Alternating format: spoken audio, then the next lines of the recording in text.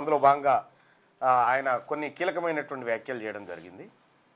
ప్రధానంగా ఉపాధ్యాయులు గట్టిగా పనిచేస్తే నేను రెండోసారి సీఎం అయితే నాకు కూడా స్వార్థం ఉంటుంది అనేటువంటి మాట చెప్పడం జరిగింది. నిజంగా టీచర్లు మంచిగా పనిచేస్తే ఏం జరుగుతుందో చంద్రబాబు నాయుడు గారికి ఎరకైనట్టుగా ఎవరికి తెలియదు. ఎందుకంటే టీచర్ల నడుములో ఇస్తే అసలు చంద్రబాబునే లేకుండా చేసిరు ఆ పరిస్థితి. సరే, టీచర్లు చదువు చెప్పడం వరకు వాళ్ళు పర్ఫెక్ట్గా చేయాల్సినటువంటి పరిస్థితి. కానీ ముఖ్యమంత్రి గారు విద్యాశాఖ మీ దగ్గరే ఉంది కాబట్టి మనం ఏమైనా మాట్లాడుకుంటే నేరుగా మీతోనే ఇక్కడ మార్నింగ్ న్యూస్లో మాట్లాడుకోవచ్చు. తెలంగాణ రాష్ట్రంలో విద్యా విధానం పరిస్థితి ఏంది? ఇంటర్మీడియట్ కమిషనర్గా ఇటీవల కొత్తగా వచ్చిండు ఒక ఆయన నిజంగా హ్యాట్సాప్ చెప్పాలి. అతను వచ్చిన తర్వాత సమూలమైనటువంటి మార్పులు ఇంటర్మీడియట్ వ్యవస్థలో వచ్చినాయి. ఆ తర్వాత స్కూల్ ఎడ్యుకేషన్ కూడా కొంత డెవలప్ అయింది. మరి ముఖ్యంగా సోషల్ వెల్ఫేర్ సైదులు కూడా చాలా అద్భుతంగా బీసీ వెల్ఫేర్కి సంబంధించి ఆయన చాలా మంచి అధికారులు అయితే ఇప్పుడు ఉన్నారు వాస్తవానికి. సరే, ఏదేమైనప్పటికీ కూడా అధికారులు టీచర్లు వాళ్ళ వంతు బాధ్యతలు వాళ్ళు నిర్వహిస్తూ ఉన్నారు. ఎన్రోల్మెంట్ పెరిగింది ప్రతి గ్రామంలో. నేను ఆలేరు నియోజకవర్గంలో ఉన్నటువంటి గవర్నమెంట్ స్కూళ్ళు దాదాపుగా తిరిగే ప్రయత్నం చేసిన, కొన్ని స్కూళ్ళు తిరిగిన. అక్కడ నేను గమనించినటువంటి అంశాలు ఈ సందర్భంగా మాట్లాడాలి. వసతులలేమి, కొన్ని బిల్డింగ్స్ పిల్లలతో కట్టి ఆగిపోయినాయి. అంటే రాష్ట్ర ప్రభుత్వం సౌకర్యాలు కల్పించడంలో కొంత విఫలమైనట్టుగా స్పష్టంగా కనిపిస్తూ ఉంది. ఇక రెండో విషయం చూసుకుంటే మొత్తం తెలంగాణలో 7% పాఠశాలలో అసలు టాయిలెట్లే లేవు. 7% పాఠశాలలో అసలు టాయిలెట్లే లేవు. 4500 స్కూళ్ళలో లేవట టాయిలెట్లు లేవు. పైపెచ్చు ఢిల్లీ ప్రభుత్వం దాదాపు ఒక విద్యార్థి పైన 78,000 రూపాయలు ఏడాది ఖర్చు చేస్తూ ఉంటే తెలంగాణ ప్రభుత్వం 38,000 ఖర్చు చేస్తూ ఉంది. మొత్తం ఎంటైర్ భారతదేశంలోనే ఎడ్యుకేషన్ బడ్జెట్ అతి తక్కువగా ఎడ్యుకేషన్ పైన ఖర్చు చేసే ప్రభుత్వం తెలంగాణ ప్రభుత్వం. ఇవి మన రాష్ట్ర ప్రభుత్వ లొసుగులు. ఈ లొసుగులన్నీ ఇట్లా పెట్టి సైన్స్ ల్యాబ్ లేవు. సైన్స్ ల్యాబులు లేనటువంటి పాఠశాలలు అనేకం ఉన్నాయి తెలంగాణ రాష్ట్రంలో. ఎవరన్నా దాతల సాయంతో సైన్స్ ల్యాబ్లో అవ్వో ఇవో సమకూర్చుకుంటున్నారు తప్ప రాష్ట్ర ప్రభుత్వం వాళ్లకు సైన్స్ ల్యాబులు కానీ లేకపోతే విద్యా వ్యవస్థలో ఏమీ లేవు. లైబ్రరీ లేదు, పీఈటీ ఇంకా ఏది ప్రైమరీ స్కూళ్ళలో అసలు పీఈటీ అనే టాపికే లేదు.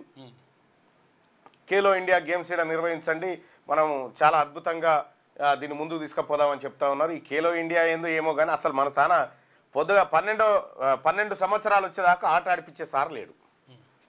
వాళ్ళకి ఏమనుంటే హై స్కూల్లో ఎంటర్ అవుతాడుగా. సో ఈ దారుణమైనటువంటి పరిస్థితుల్లో పాఠశాలలు ఉన్నాయి. పాఠశాలలను బాగు చేయాలి, ప్రభుత్వ పాఠశాలను మెరుగుపరచాలనేటువంటి సంకల్పంతో మాలాంటి వాళ్ళు చాలామంది అనేక రకాలుగా ప్రయత్నాలు చేస్తూ ఉన్నారు. సో నిన్న ముఖ్యమంత్రి గారు మాట్లాడినటువంటి మాటలకు జరిగిన చేతలకు ఎక్కడ పొంతం లేదు. ఎడ్యుకేషన్ బడ్జెట్ను ఒకసారి చూద్దాం.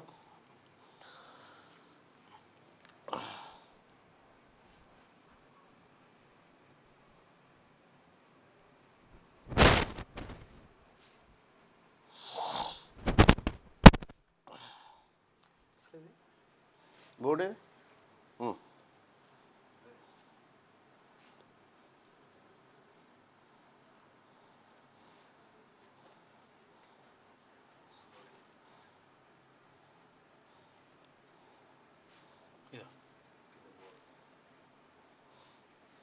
ఏంటన్నా, ఏం కావాలి?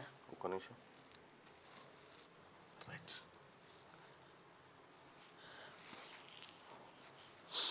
ఒకసారి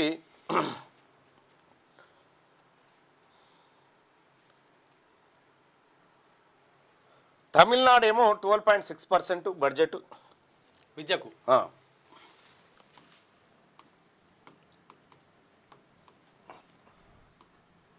వివిధ రాష్ట్రాల బడ్జెట్, రాష్ట్రాలు కేటాయించిన బడ్జెట్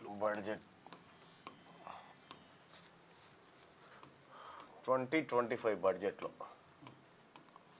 ఇక్కడ తమిళనాడు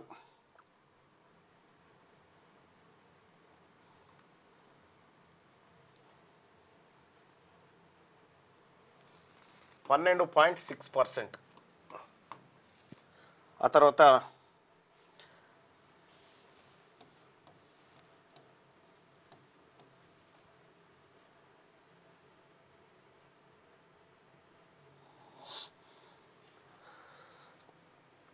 తెలంగాణ కేవలం 7% ఏమో ఉంటుంది. ఇక తెలంగాణలో 8%, ఏం తమిళనాడు 8%, తెలంగాణ అంటే 7 చిల్లర ఉంది, 7.57% ఉంటుంది అన్నట్టుగా.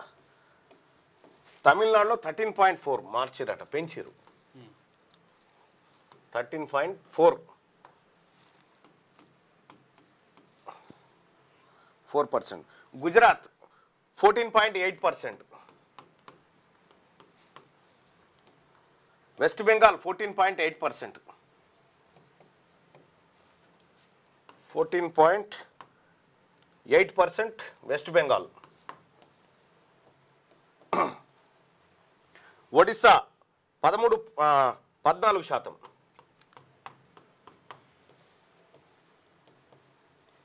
ఒడిస్సా ఎస్ఎస్సి. ఓకే. ఆ తర్వాత కేరళ 13.4, కేరళ. ఇట్లా దేశంలోనే అతి తక్కువ విద్య కోసం అతి తక్కువ ఖర్చు చేస్తున్న రాష్ట్రం ఏదైనా ఉందంటే అది తెలంగాణ రాష్ట్రం. మనం ఇక్కడ తెలంగాణ రాష్ట్రానికి సంబంధించి విద్య కోసం చేసేటువంటి ఖర్చుకి ఇది. ఈ ఖర్చు కూడా దేనికి? టీచర్ల జీతభత్యాలకే. కొత్తగా ఎస్టాబ్లిష్మెంట్ లేదు, కొత్తగా లైబ్రరీలు నిర్మించేది లేదు, కొత్తగా ఇన్ఫ్రాస్ట్రక్చర్ డెవలప్ చేసేది లేదు, ఏమీ లేదు. కేవలం 8% మాత్రమే మనము విద్య కోసం కేటాయించి మనం ఫలితాలు ఎట్లా ఆశిస్తున్నాం? మొత్తం దిశనే మారిపోవాలనేటువంటి రీతిలో మనం ఫలితాలు ఆశిస్తూ ఉన్నాం. ఎట్లా సాధ్యమవుతుంది? కనీసం 40% పూర్తి బడ్జెట్లో హెల్త్ అండ్ ఎడ్యుకేషన్ సెక్టార్కి పెడితే ఆ రాష్ట్రం బాగుపడుతుంది. ఇక్కడ ఇది తగ్గించి ప్రాజెక్టుల మీద ఎక్కువ. మీరు చూసారు కదా ఎస్ఎల్బీసీకి సంబంధించి, ఎస్ఎల్బీసీ ప్రాజెక్టుకు అంచనాలు ఓసారి 1500 కోట్లు, ఓసారి 3000 కోట్లు, ఓసారి 4500 కోట్లు. ఎస్ఎల్బీసీకి సంబంధించి ఇట్లా పెరిగింది కదా. మరి విద్యా బడ్జెట్లో ఎప్పుడైనా విద్యకు 8% కేటాయించిన తర్వాత ఇవి సరిపోవని చెప్పి 2% పెంచింది ఎప్పుడైనా ఉందా చరిత్రలో? లేదు. ఎందుకంటే దీని మీద పెట్టుబడి పెడితే ఓట్లు పడాయి. వాళ్ళకి కావాల్సిన ఏంది? సంక్షేమ పథకాల రూపంలో ఓట్లు కొనుగోలు చేయాలనేటువంటిదే రాష్ట్రం. ఏ రాష్ట్రం అయితే తక్కువ బడ్జెట్ విద్య మీద పెడుతుందో ఆ రాష్ట్రంలో దోపిడీ ఎక్కువ ఉంది అన్నట్లు లెక్క. సింపుల్గా ఇది అవుట్ గోయింగే కానీ ఇన్కమింగ్ ఉండదు. ఇంట్లో ఇన్కమింగ్ లేదు, ఇన్కమింగ్ ఉంటుంది. ఇంట్లోనైతేనేమో ఇవి వస్తాయి, ఏవి కమిషన్లు ముందుకు జరుగు కొద్దిగా కమిషన్లు వస్తాయి, ఇందులో రావు కదా. అందుకోసమే ఇక్కడ చూడండి వివిధ రాష్ట్రాలు పెడుతున్న ఖర్చు, మనం చేస్తున్నటువంటి ఖర్చు ఏందో చూడండి. ఇప్పుడు 7% టాయిలెట్లు గతి లేవు మన తాన, 11% స్కూళ్ళలో అసలు ల్యాబ్సే లేవు,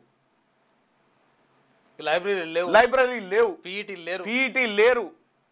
మన రేషియో ఉపాధ్యాయ విద్యార్థుల రేషియో చూస్తే కూడా ఘోరంగా ఉంటుంది. బిల్డింగ్లు సరిగా లేవు, ఉన్న కాడ విద్యార్థులు లేరు. ఏ ఊర్లో చూసినా ప్రైవేట్ బస్సులు, ప్రైవేట్ హంగామా నడుస్తూ ఉంది. కనీసం స్కూల్ విద్యార్థులకు ఈ రాష్ట్ర ప్రభుత్వం షూ పంపిణీ చేసిందా? ఎన్నో అడ్డమైన ఖర్చులు పెడతా ఉంటారు. ఈ అడ్డమైన ఖర్చుల ప్లేస్లో విద్యార్థులకు షూ పంపిణీ చేసి నాణ్యమైన బట్టలు, ఆ బట్టలు కూడా ఎట్లున్నాయంటే మీదికే దొడ్డుగా అనిపిస్తాయి, లోపల అంతుతుంది పొర, పొర, మళ్ళీ దాన్ని డబుల్ స్టిచ్చింగ్ చేసుకోవాలి.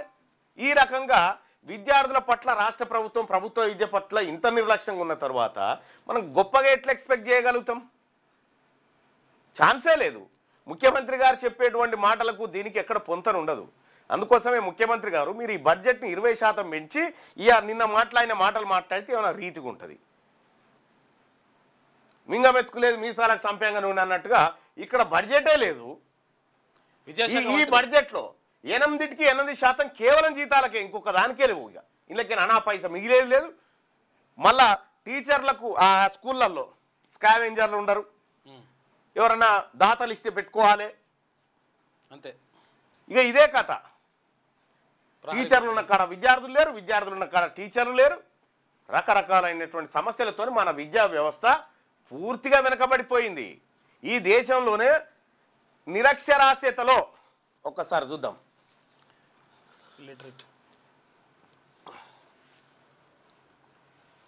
విద్యాశాఖ మంత్రి ముఖ్యమంత్రి ఉన్నాడు. ఇప్పుడు విద్యాశాఖ ఆయన దగ్గరనే ఉంది కాబట్టి ఆయన చూసుకోవాలి.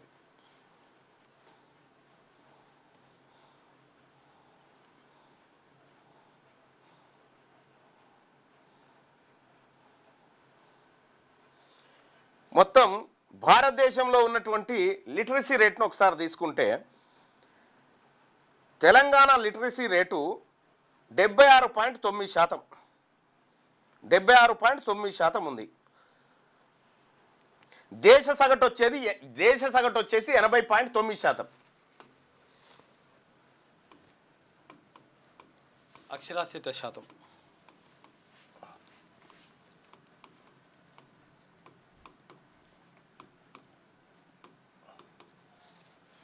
భారతదేశ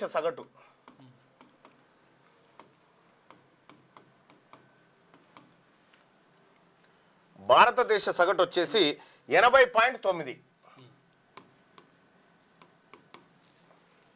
తెలంగాణలో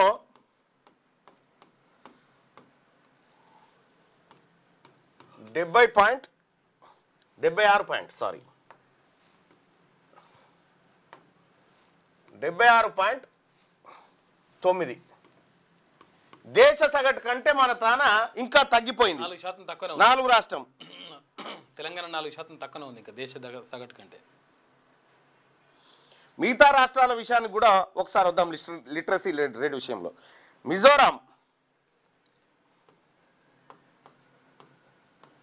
మిజోరాంలో లిటరసీ రేట్ ఎంత అనుకుంటారు? ఎంత ఉంటుంది చెప్పురి? 100%. 100% లిటరసీ రేటు. కేరళలో లిటరసీ రేటు 98.8. తర్వాత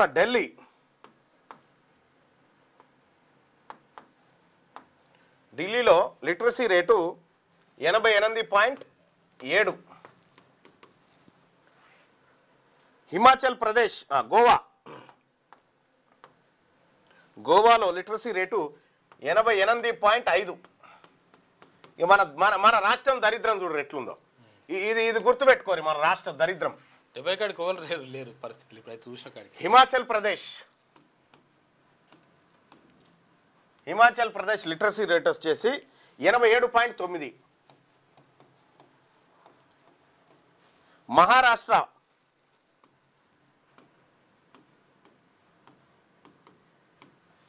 మహారాష్ట్ర వచ్చేసి 87.1.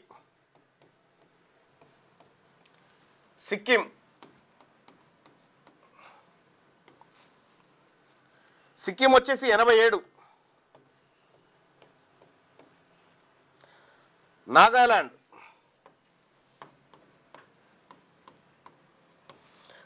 వచ్చేసి 86.9.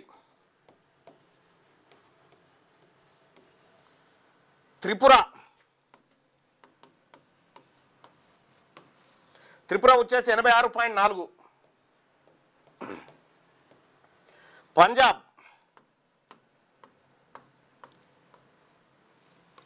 85.9.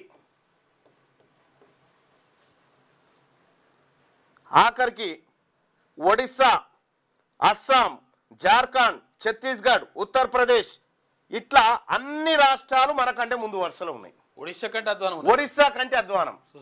ఇగో ఇది మన లిటరసీ రేటు. కారణం ఏందా అంటే ఇక్కడ బడ్జెట్ కేటాయింపులు ఉన్నాయి. ఒకసారి ఆ బడ్జెట్లో చూస్తే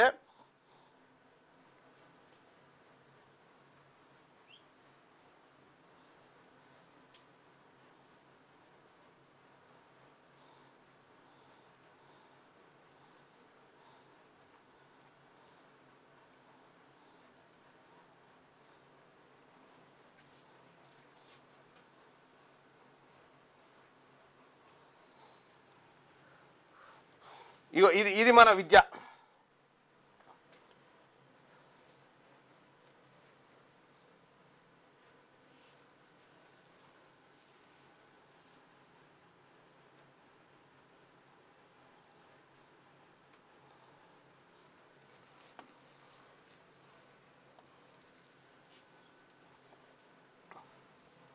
మన బడ్జెట్ కేటాయింపులు చూడు. విద్య కోసం కేటాయించిన బడ్జెట్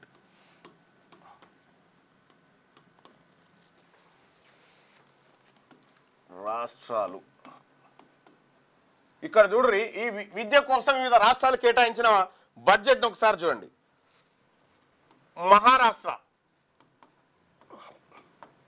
మహారాష్ట్ర విద్యా బడ్జెట్ ఎంత? మొత్తం 100 రూపాయలు ఉంటే అందులో 15 రూపాయల 40 పైసలు విద్య కోసమే కేటాయించింది, అంటే 15.4%. తమిళనాడు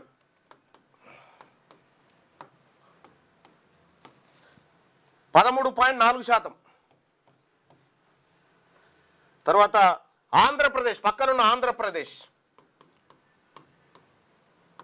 12.1%. గుజరాత్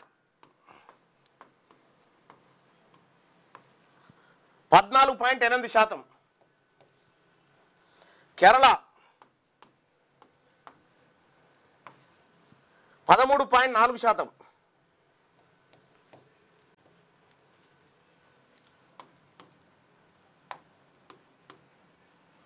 రైట్. తర్వాత ఒడిశా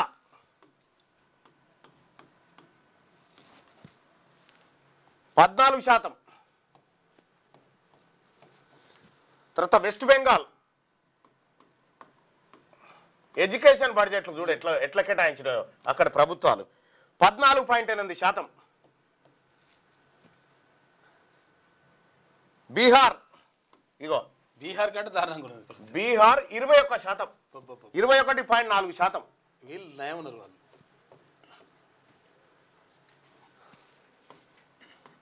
తెలంగాణ 0.8%.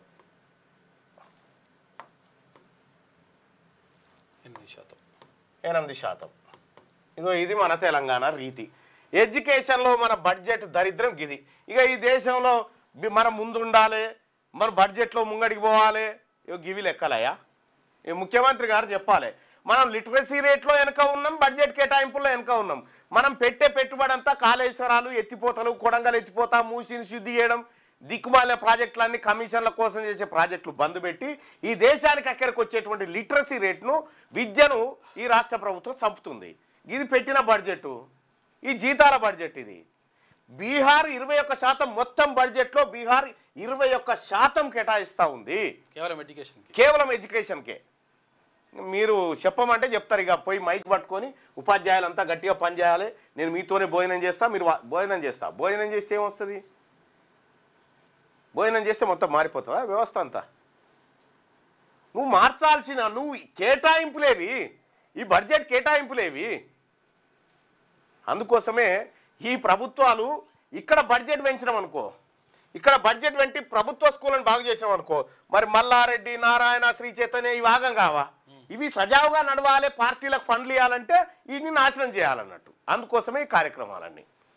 ఇలా స్కూళ్ళల్లో, గవర్నమెంట్ స్కూళ్ళల్లో వసతులు అన్నీ కరెక్ట్గా ఉంటే ఏ తల్లిదండ్రికి ప్రైవేట్ స్కూల్కి పంపాలన్నా సోకు ఉంటుంది. వాళ్ళ ఊళ్ళో గవర్నమెంట్ స్కూల్కే తోలుతారు కదా అన్ని సౌకర్యాలు బాగుంటే. మీరు ప్రైవేట్ స్కూళ్ళని ఎంకరేజ్ చేయడానికి, ప్రైవేట్ స్కూళ్ళని కూడా కార్పొరేట్ శక్తులను ఎంకరేజ్ చేయడానికి విద్యను నాశనం చేస్తూ ఉంది ఇక్కడ ప్రభుత్వం. ఇక పాపం ఆయన నిన్న అక్కడ పోయి చెప్తా ఉన్నాడు విద్య మీద. పేద పిల్లల జీవితాలు మార్చేలా తెలంగాణ విద్యా విధానం ఉన్నాదా? లైవ్ చూస్తున్న ప్రజలారా, లెక్కలు ఇవి నా లెక్కలు అయితే కాదు సుమా, ఈ ప్రభుత్వాల లెక్కలే. రేవంత్ రెడ్డి చరిత్రలో మిగిలిపోతాడు చెత్త చీఫ్ మినిస్టర్గా.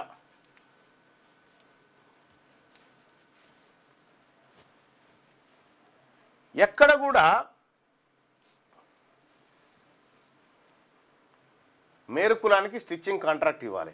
ఈ వినాయకులదే కుమ్మర శాలివాన్లకు అప్పచెప్పమని చెప్పిన విద్యా విధానంలో మార్పు. 20% బడ్జెట్ కనుక కేటాయించి హెల్త్ అండ్ ఎడ్యుకేషన్ 40% బడ్జెట్ ఉండాలి.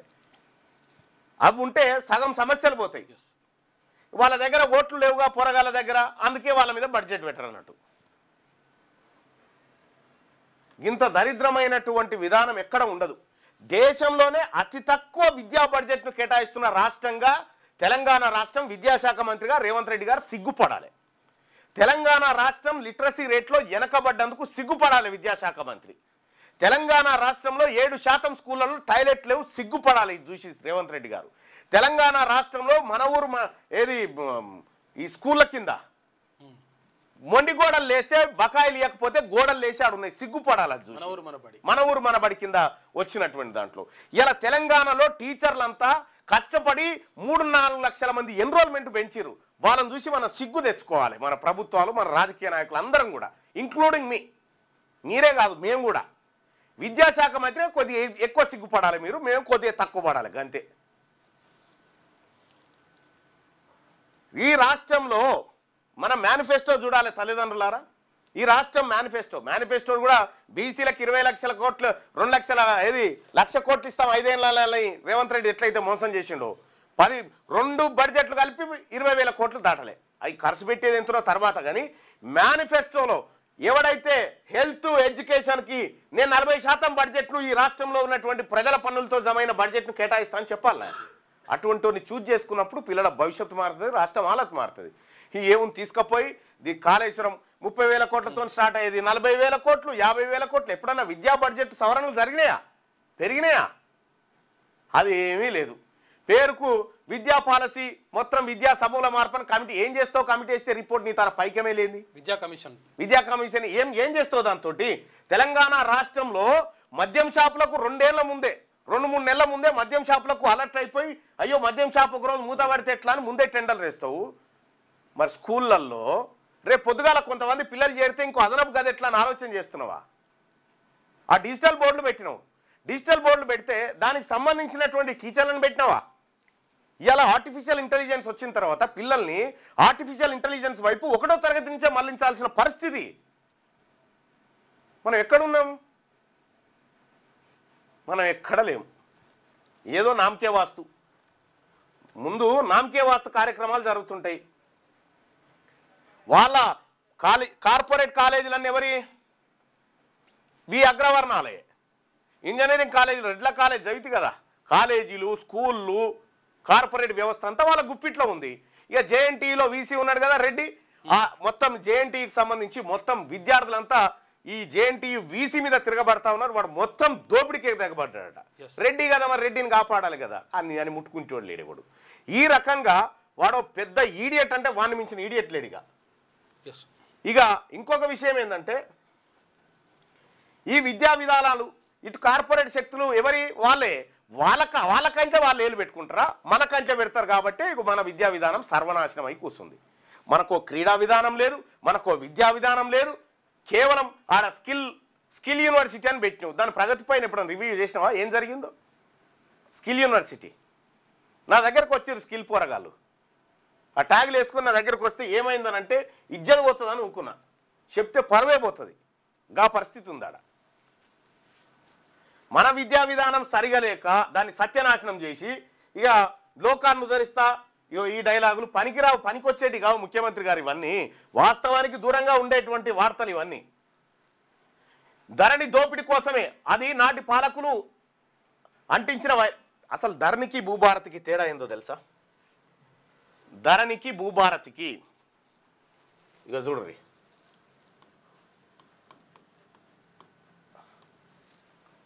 కేసీఆర్ తీసుకొచ్చిన ధరణి. ధరణి అంటే తెలుగులో భూమి అన్నట్టు. భూభారతి వీళ్ళు తీసుకొచ్చారు. ఎవరు? ఇప్పుడున్న ప్రభుత్వం, కాంగ్రెస్ ప్రభుత్వం, బీఆర్ఎస్ ప్రభుత్వం, ఆ తర్వాత కాంగ్రెస్ ప్రభుత్వం తీసుకొచ్చింది. దీనికి తేడా అయ్యింది.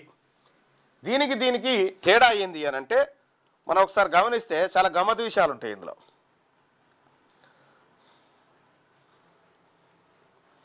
అసలు కేసీఆర్ తీసుకొచ్చినటువంటి ధరణి దరిద్రం 100% దరిద్రమే. అది దాని విషయంలో ఏం తేడా లేదు సుమా.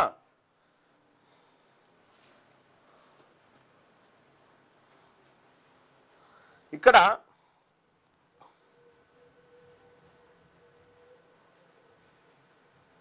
ధరణికి సంబంధించి ధరణి ఏమో ఆన్లైన్ రిజిస్ట్రేషన్,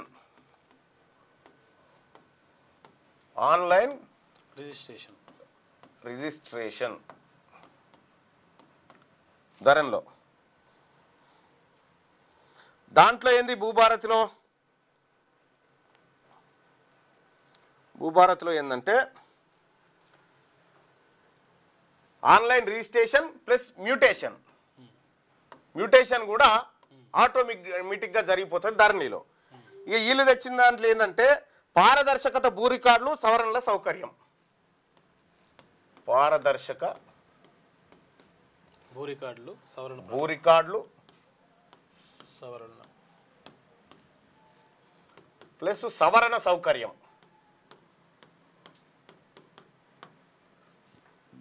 ఇక రెండోది ఏంది, లావాదేవీలు. Registration, mutation 2. లావాదేవీల విషయానికి వస్తే రిజిస్ట్రేషన్ ఇదేమో ఆన్లైన్లో, తర్వాత రిజిస్ట్రేషన్, మ్యూటేషన్ 2 లావాదేవీలకు సంబంధించి. మ్యూటేషన్ పాస్బుక్లు ఇచ్చుడు.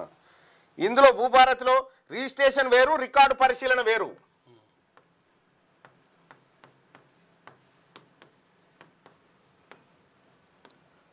ప్లస్ రికార్డుల పరిశీలన వేరు.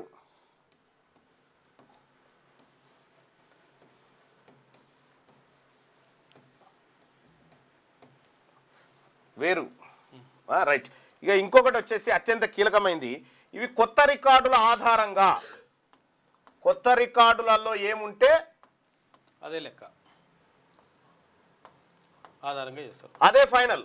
కానీ ఇప్పుడు దీంట్లో ఏమొచ్చిందంటే పాత ప్లస్ కొత్త రికార్డులు 2 పరిశీలించి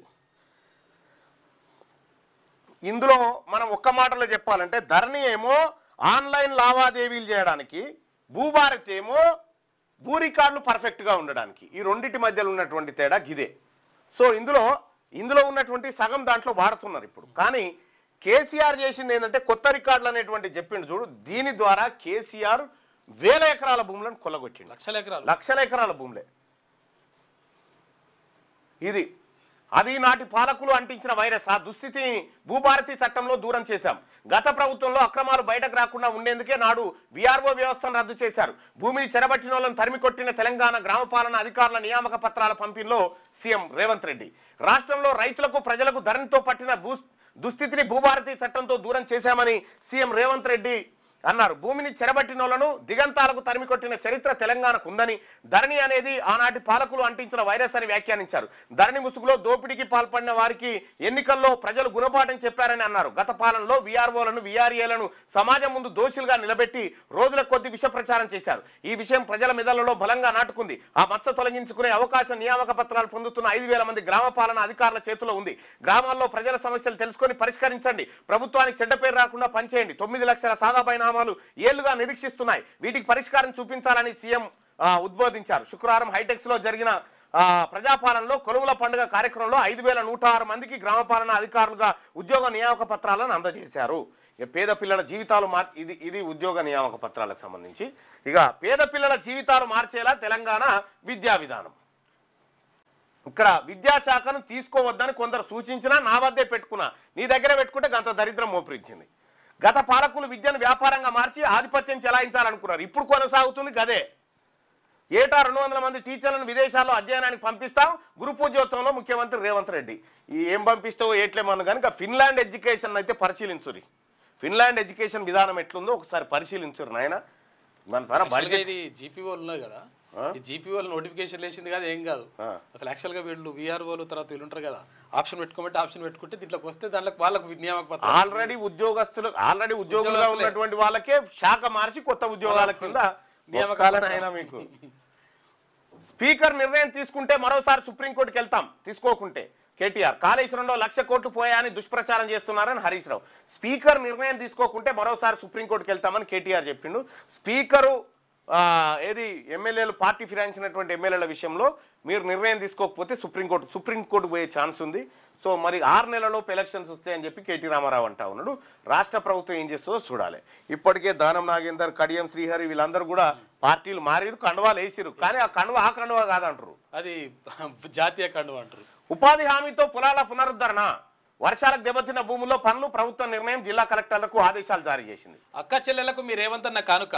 ఇక సెల్ఫ్ హెల్ప్ గ్రూప్ సభ్యులకు ఉచిత చీరల పంపిణీ పథకానికి పేరుది అట. అక్కా చెల్లెలకు మీరు రేవంత్ అన్న కానుక అనే స్కీమ్, చీరలు ఇచ్చే కార్యక్రమం అంట. ఆకాశం కానీ ఈ తెలంగాణ రాష్ట్రంలో ఏ ఆడబిడ్డ కూడా మాకు చీర కావాలని అడగలే. ఏ ఆడ ఈ ఓట్ల డ్రామా ఇదంతా. గతంలో కేసీఆర్ ఇచ్చిన ఓట్ల డ్రామాలే ఇప్పుడు వీళ్ళు ఇచ్చిన. ఇప్పుడు ఒక్క చీర కోసం ఎంత ఖర్చు పెడతా ఉంది రాష్ట్ర ప్రభుత్వం? ఒక్క చీర కోసం ఒక 300 ఖర్చు పెడుతుందో, 300 కూడా పెట్టది, 300 ఏదో టెండర్లు కాంట్రాక్టర్లు అన్ని పోయేసరికి 60-70 రూపాయల చీర అవుతుంది. ఈ 300 నేరుగా ఆడవాళ్ళ అకౌంట్లో జమ అయ్యి, ఈ 300 రూపాయలు నేరుగా వాళ్ళ అకౌంట్లో జమ అయ్యి వాళ్ళు ఇంకో 200 కలిపి మంచిది తెచ్చుకుంటారు. అంతే, వాళ్ళు ఇష్టం వచ్చి తెచ్చుకుంటారు. ఆకాశం ఎత్తు విజయాలకు మార్గం విద్య. విద్యార్థుల జీవితాంతం గుర్తుంచుకోవడమే గురువుల నిన్న ఘోరం. ఆ కోమటిరెడ్డి వెంకటరెడ్డి గారు నిన్న మాట్లాడుతుండగా టీచర్లు అంతా ఎక్కడో అక్కడ వెళ్ళిపోయి భోజనశాలకి వెళ్ళిపోయారట. నేను మంత్రిని వచ్చి మాట్లాడుతుంటే టీచర్లు ఇట్లా వెళ్ళిపోవడం పద్ధతేనా అని చెప్పి ఆయన బాధపడాలి. చాలా బాధ ఆలదున్నట్టుంది.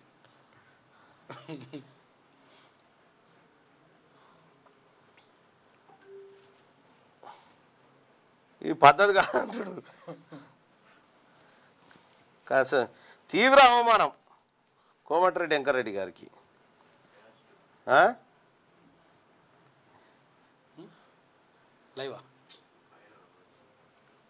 రాలే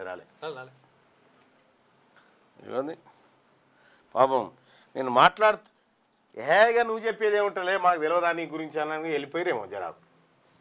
ఆగన్నా ఇక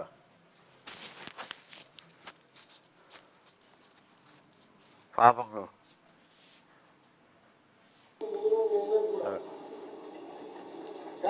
ఫంక్షన్ హాల్ నిండి ఉంటే 75% మంది వెళ్ళిపోయి 25% మంది కూర్చురట.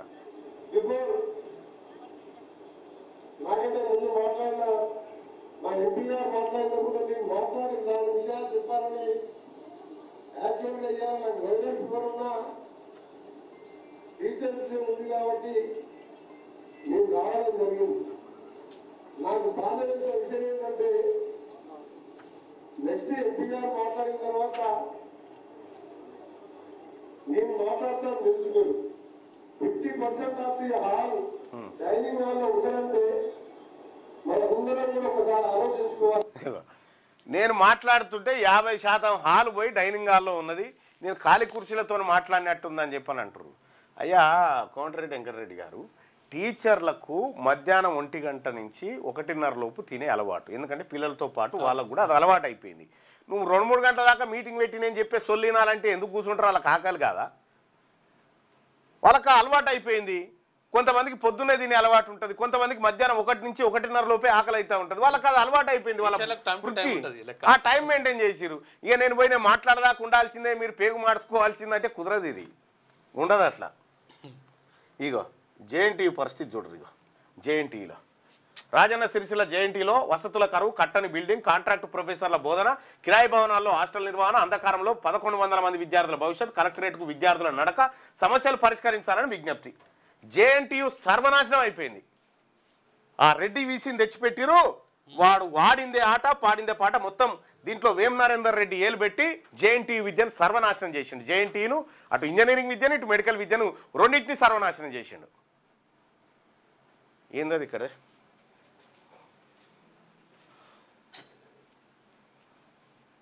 ఓకే, సర్దార్ సర్వాయి పాపన్నకు సంబంధించినటువంటిది ఒకటి మూవీ అయితే ఉంది, దాని రిలీజ్ ఉంది, దాని పోస్టర్ రిలీజ్ ఉంది. ఒకసారి బిలు వాళ్ళది చాలా అద్భుతంగా ఆ సినిమా. అంటే ఆర్టిస్టులు ఎవరు లేరు, మొత్తం ఆర్టిఫిషియల్ ఇంటెలిజెన్స్ తోటే తయారైతే. మొన్న కూడా సినిమా వచ్చింది, ఏదేదో నరసింహ నరసింహస్వామికి సంబంధించి సినిమా వచ్చింది, నడుస్తుంది, అది బాగా నడుస్తుంది.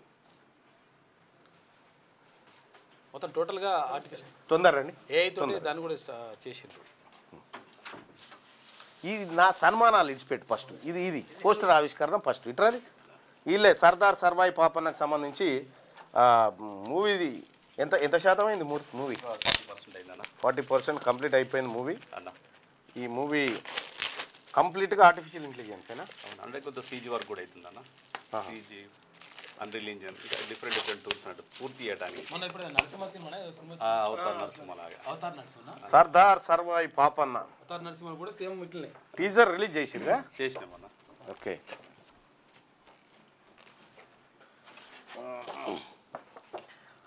VG movie makers presents teaser Sardar Sarvai Papanna. మూవీకి సంబంధించి ఒక కొత్త మూవీ, చాలా అద్భుతమైనటువంటి ఇంట్రెస్టింగ్ టాపిక్తో వస్తూ ఉంది, సర్దార్ సర్వాయి పాపన్న మూవీ. ఈ మూవీ ఎప్పుడు రిలీజ్ ఉంటుంది బాయ్ సాబ్? 4 months పడుతుందన్న, దసరా 4 నెలలు పడుతుందా? 4 నెలలు పడుతుందన్న. అచ్చా. ఎట్లా మరి ఇంత అప్డేట్ టెక్నాలజీ సర్వాయి పాపన్న వాడిరా? ప్రస్తుతం ఏఐ టెక్నాలజీ వచ్చేసింది. ఇంకా అక్కడక్కడ కొంత ప్రాబ్లం ఉన్న కాడ CG వర్క్, తర్వాత ఇంకా రకరకాల టూల్స్ వాడి పూర్తి చేయడానికి సిద్ధపడ్డాం అన్న. ఇప్పుడు ఇందులో పబ్లిక్ లేకున్నా సరేనా క్యారెక్టర్స్? పబ్లిక్ ఉన్నారన్న, మొత్తం CG వర్క్, కంప్యూటర్ గ్రాఫిక్. అంతేనా? మొత్తం కంప్యూటర్ గ్రాఫిక్స్ తోని సినిమా వస్తా ఉందట. అవతార్ నరసింహ లాగా. అవతార్ మొత్తం గ్రాఫిక్ నడుస్తుంది, మస్తు నడుస్తుంది అది. అవతార్ నరసింహ. భక్త ప్రహ్లాదుడు, నరసింహస్వామి. ఇప్పుడు ఇందులో బాలకృష్ణలు, చిరంజీవులు ఏమక్కర్లేరు ఇక రేపు అంతేనా? అవసరం లేకపోతే నడుస్తుంది లెక్క. పాపన్న గురించి మీరే అందరికంటే ఎక్కువ బాగా మీరే అది చేసారు, మీకేది బాగా తెలుసు దాని గురించి. ఇదంతా గ్రాఫిక్, ఇదంతా గ్రాఫిక్. ఒరిజినల్ పాప అన్నది గ్రాఫిక్ తీసుకుంది, ఇక్కడ పాపన్న ఇమేజ్ తీసుకొని తయారు చేసాం. చాలా అద్భుతంగా చేసి మనిషిని తయారు చేసారు అట్లా. టీజర్ మనం చూడొచ్చా? మన కాపీరైట్ మనం చూడొచ్చు, అది మన ఛానల్ ఉంది, VG మూవీ. కాదు మరి మాకేమైనా కాపీరైట్ పడుతుంది? ఏం పడదని మీరు వేసుకోవచ్చు, అది వేసుకోవచ్చు మీరు.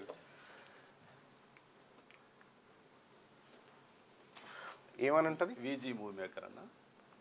VG movie makers, Sardar Sarvai Papanna movie makers.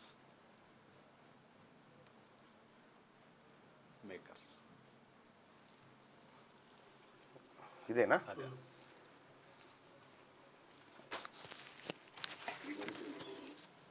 ఒక యోధుని గాథ కనుమరుగై 16వ శతాబ్దం చరిత్ర. ఔరంగజేబు పాలనలో మొఘల్ చక్రవర్తుల వెన్నులో వణుకు పుట్టించిన సౌండ్ ఏదో తక్కువ వస్తుంది.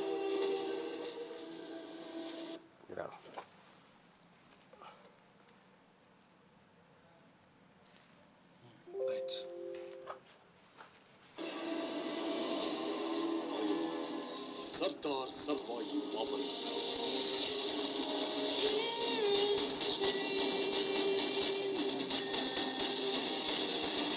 ఎంత ఖర్చు పెడుతున్నారు దీనికి? ఇప్పుడు ఇది ప్రతి పనిచేసే టెక్నీషియన్ మా వన్ ఆఫ్ ది ప్రొడ్యూసర్ అన్న ఇందులో. కాకపోతే మేము బడ్జెట్ చెప్తే స్క్రీన్ దాటుతుందన్న కొంచెం. బడ్జెట్ చెప్తే మనం తక్కువ చేస్తారన్న మార్కెట్లో. ఇది ఒక అంటే ఇప్పుడు చాలా మూవీస్ తీయొచ్చు కదా ఇట్లా? చాలా చేయొచ్చు అన్న నా టెక్నాలజీ.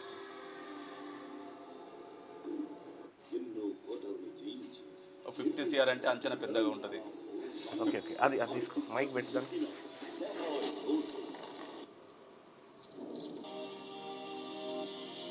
ఇది కూడా కంప్లీట్గా గ్రాఫిక్స్. సర్దార్ సర్వాయి పాపన్న చరిత్రలో మాయమైన ప్రజల గుండెల్లో చిరస్థాయిగా నిలిచిపోయాడు.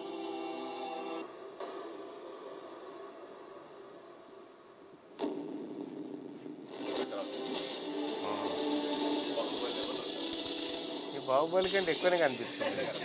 అయితే గోల్కొండ కోటనే కొట్టాల, బహుజనులే రాజ్యమేలాల. ఈ గడ్డ మీద పుట్టినవాడు ఈ గడ్డకే శాసనమవ్వాలి, శాసించాలి. మాటలు ఇదంతా ఎవరు? నేనే. నువ్వే రాసినావా? చాలా బాగుంది స్టోరీ, మాటలు చాలా బాగుంది. నేను ఒక పాటలో సర్దార్ సర్వాయి పాపన్న వర్డ్ తీసుకున్నా. గీతనేత పాపన్న గర్జించుడు మానేస్తే గోలుకొండ నవాబుకు చెమటలు పట్టేవా అనేది ఒకటి నేను ఒక పాటలో రాసిన. సో నిజంగా చాలా కంగ్రాచులేషన్స్, మంచి మూవీ తీస్తూ ఉన్నారు. అట్లే మరికొన్ని మూవీస్ తీయండి, ఎందుకంటే చాలా అద్భుతంగా ఉంది. నేను మీతో మాట్లాడతా, మీరు కాస్త వెయిట్ చేయండి. Okay bye sir, thank you. జరా ఇప్పుడు మీ గురించి చేస్తూనే ఉన్నాం. 300 వాట్సాప్ గ్రూపులు, 200 ఫేస్బుక్ గ్రూపులు అన్నిట్లా. నాకొద్దు, ఈ మూవీ తీసుకోలకే చాలా మీదే కావచ్చు కాక, కానీ మొత్తానికి కంగ్రాచులేషన్స్ బాయ్ సార్. మంచి సినిమా తీస్తున్నారు, మహావీర యోధుని మీద తీస్తూ ఉన్నారు. Thank you. రైట్ బాయ్, రైట్.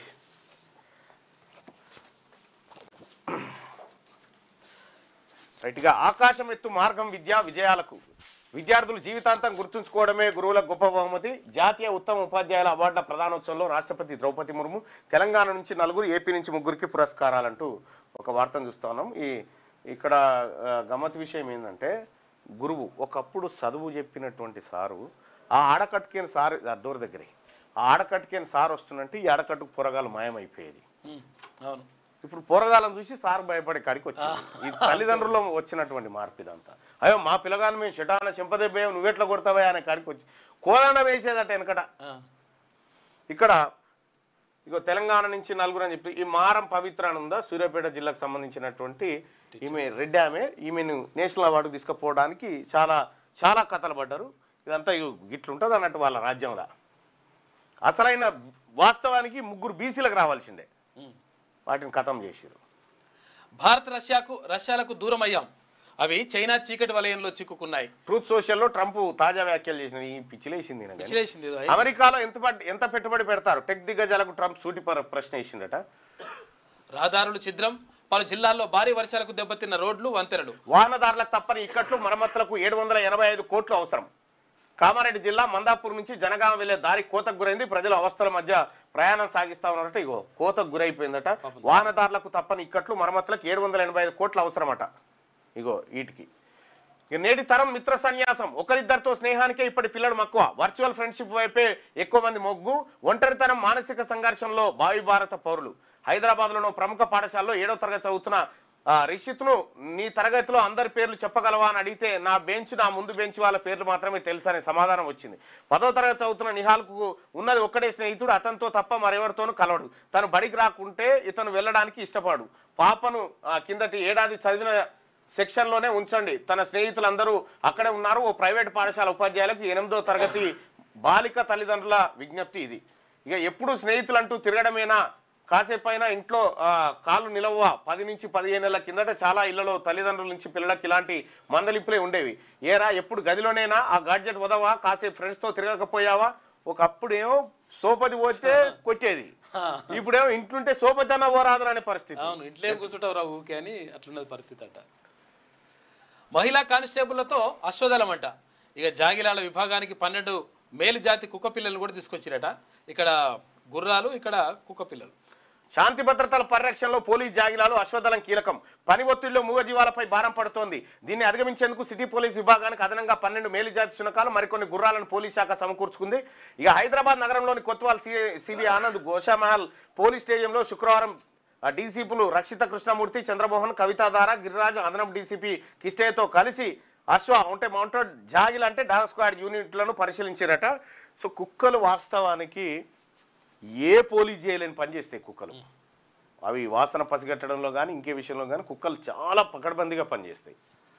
అయితే ఇక్కడ మహిళలు మొట్టమొదటిసారి అంటే భారతదేశంలో మహిళలు అశ్వదళం హాజరు కాలేదు, అనుమతి తీసుకోలేదు. ఈ వైఖరిని సిఎస్ నుంచి ఊహించలేదు. ఆయన కార్యాలయం స్థాయిని తగ్గించేలా ఉంది. వారంలోగా అఫిడవిట్ దాఖలు చేయాల్సిందే. నిషేధిత భూముల వివాదంపై పిటిషన్ల విచారణలో హైకోర్టు అసంతృప్తి. రాష్ట్ర వ్యాప్తంగా రిజిస్ట్రేషన్ల చట్టంలోని సెక్షన్ 22A కింద ఉన్న నిషేధిత భూముల వివాదానికి సంబంధించి అఫిడవిట్ దాఖలు చేయాలని, లేదంటే వ్యక్తిగతంగా హాజరు కావాలని ప్రభుత్వ ప్రధాన కార్యదర్శికి ఇచ్చిన ఆదేశాలు అమలు కాకపోవడంపై ఇటీవల హైకోర్టు అసంతృప్తి వ్యక్తం చేసింది. తాము ఇచ్చిన గడువులోగా అఫిడవిట్ దాఖలు చేయలేదని, అలాంటప్పుడు హాజరు కావాల్సి ఉండగా హాజరు కాలేదంది. హాజరు మినహాయింపునకు అనుమతి కోరుతూ ఎలాంటి మెమోలు దాఖలు చేయకపోవడంపై అసహనం వ్యక్తం చేసింది. ఈ చర్యను సిఎస్ నుంచి ఊహించలేదని, ఇది ఆయన కార్యాలయ స్థాయిని తగ్గించేలా ఉందని ఘాటుగా వ్యాఖ్యానించింది. చివరి అవకాశంగా ఒక వారం అడవిస్తున్నామని చెప్పిందట. సిఎస్ హాజరుగామని చెప్పిందట, కాలేదట. ఇక అన్నదాత అవసరాన్ని దోచుకుంటున్నారు. యూరియాపై అదనంగా వసూలు చేస్తున్న ప్రైవేట్ వ్యాపారులు ఒక్కో బస్తాపై 150 నుంచి 200 వరకు పెంచి అమ్ముతున్నారట. ఇగో ప్రైవేటు దందా. సూర్యాపేట జిల్లా కోదాడలో ఓ ఎరువుల దుకాణంలో ఒక రైతు 10 బస్తాల యూరియా కొనుగోలు చేశారు. వ్యాపారి ఒక్కో బస్తాను 424 రూపాయలు విక్రయించాడు. ఎలాంటి రసీదు ఇవ్వలేదు. మునగాల, గరిడెపల్లి మండలాల్లోని వ్యాపారులు సైతం అధిక ధరలకు అమ్ముతున్నట్టు తెలిసింది. అది కూడా వ్యాపారులతో తరచూ లావాదేవీలు నిర్వహించే రైతులకే విక్రయిస్తూ మిగతా వారికి యూరియా లేదని చెప్తున్నారు. కొందరు డీలర్లు అమ్ముడుపోని రైతులను అమ్ముడుపోని ఎరువులను అంటగడుతున్నట్టు సమాచారం. డీలర్లు ఎవరైనా అధిక ధరకు విక్రయిస్తే కఠిన చర్యలు తీసుకుంటామని, ఈ విషయంపై రైతులు నేరుగా ఫిర్యాదు చేయొచ్చని సూర్యాపేట జిల్లా వ్యవసాయ అధికారి శ్రీధర్ రెడ్డి తెలిపినట్ట. వీళ్ళకి తెలియకుండా జరుగుతుంది ప్రైవేట్ వ్యాపారులది. వాళ్ళకి ముట్టాల్సిన వాళ్ళకి ముట్టాయి కాబట్టి గింత పెద్దలు అయినా యూరియాకు. జమ్మికుంట రోడ్లో సొసైటీ ఎదుట యూరియా కోసం క్యూ కట్టిన రైతులు. ఇగో కిలోమీటర్ల కొద్ది రైతులు క్యూ కట్టుడు. ఇక గతంలో కేసీఆర్ అయితే 26 లక్షల టన్నులు మెట్రిక్ టన్నుల యూరియాను ఉత్తగానే ఇస్తా అని చెప్పి ఆ మాటలు మరి పుట్టింది అందుకు కావచ్చు. అదటే పోయింది, ఇదటే పోయింది. ఇప్పుడు రావాల్సినటువంటి యూరియా కంటే తక్కువ వస్తుండటంతో కొరత ఏర్పడ్డది. ట్రాన్స్పోర్టు, రకరకాల సమస్యలు. రూపాయలు 1.55 లక్షల వరకు తగ్గనున్న టాటా కార్ల ధరలు ఈ నెల 22 నుంచి అమల్లోకి జీఎస్టీ రేట్ల తగ్గింపు నేపథ్యం అట. ఇక ఇది సంగతి. గాజాలో 64,000కు చేరిన మరణాలట. అప్పుడేం గట్లుండే, అప్పుడు ఇండ్లు ఉండే, ఇప్పుడు సమాధులు ఉన్నాయి. సో ఇది ఈనాడు దినపత్రికలో ఉన్నటువంటి వార్తలు. ఒకసారి ఆంధ్రజ్యోతి అండ్ మిగతా వార్తలు.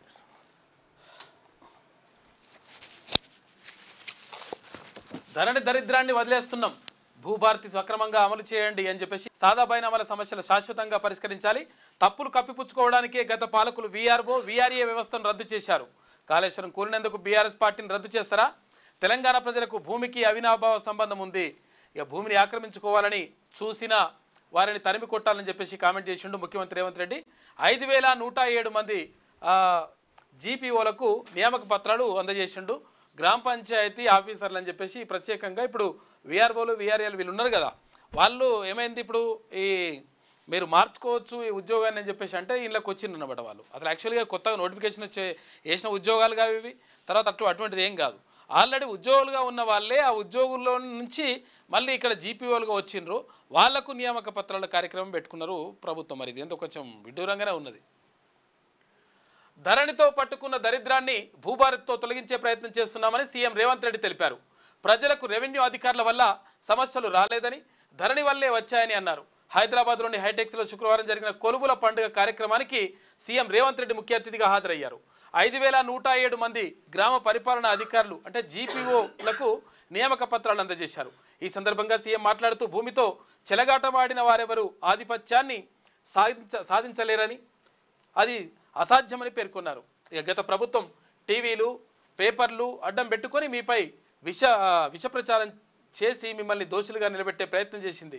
ఆ తప్పుడు ప్రచారం ప్రజల మెదళ్లలో బలంగా నాటుకుపోయింది. గతంలో మన మీద వేసిన ముద్రను తొలగించుకోవడమే కాదు, ముద్ర వేసిన ఆనాటి పాలకులు ధరణి పేరు మీద పాల్పడ్డ దోపిడీలను ప్రజలకు వివరించాలి.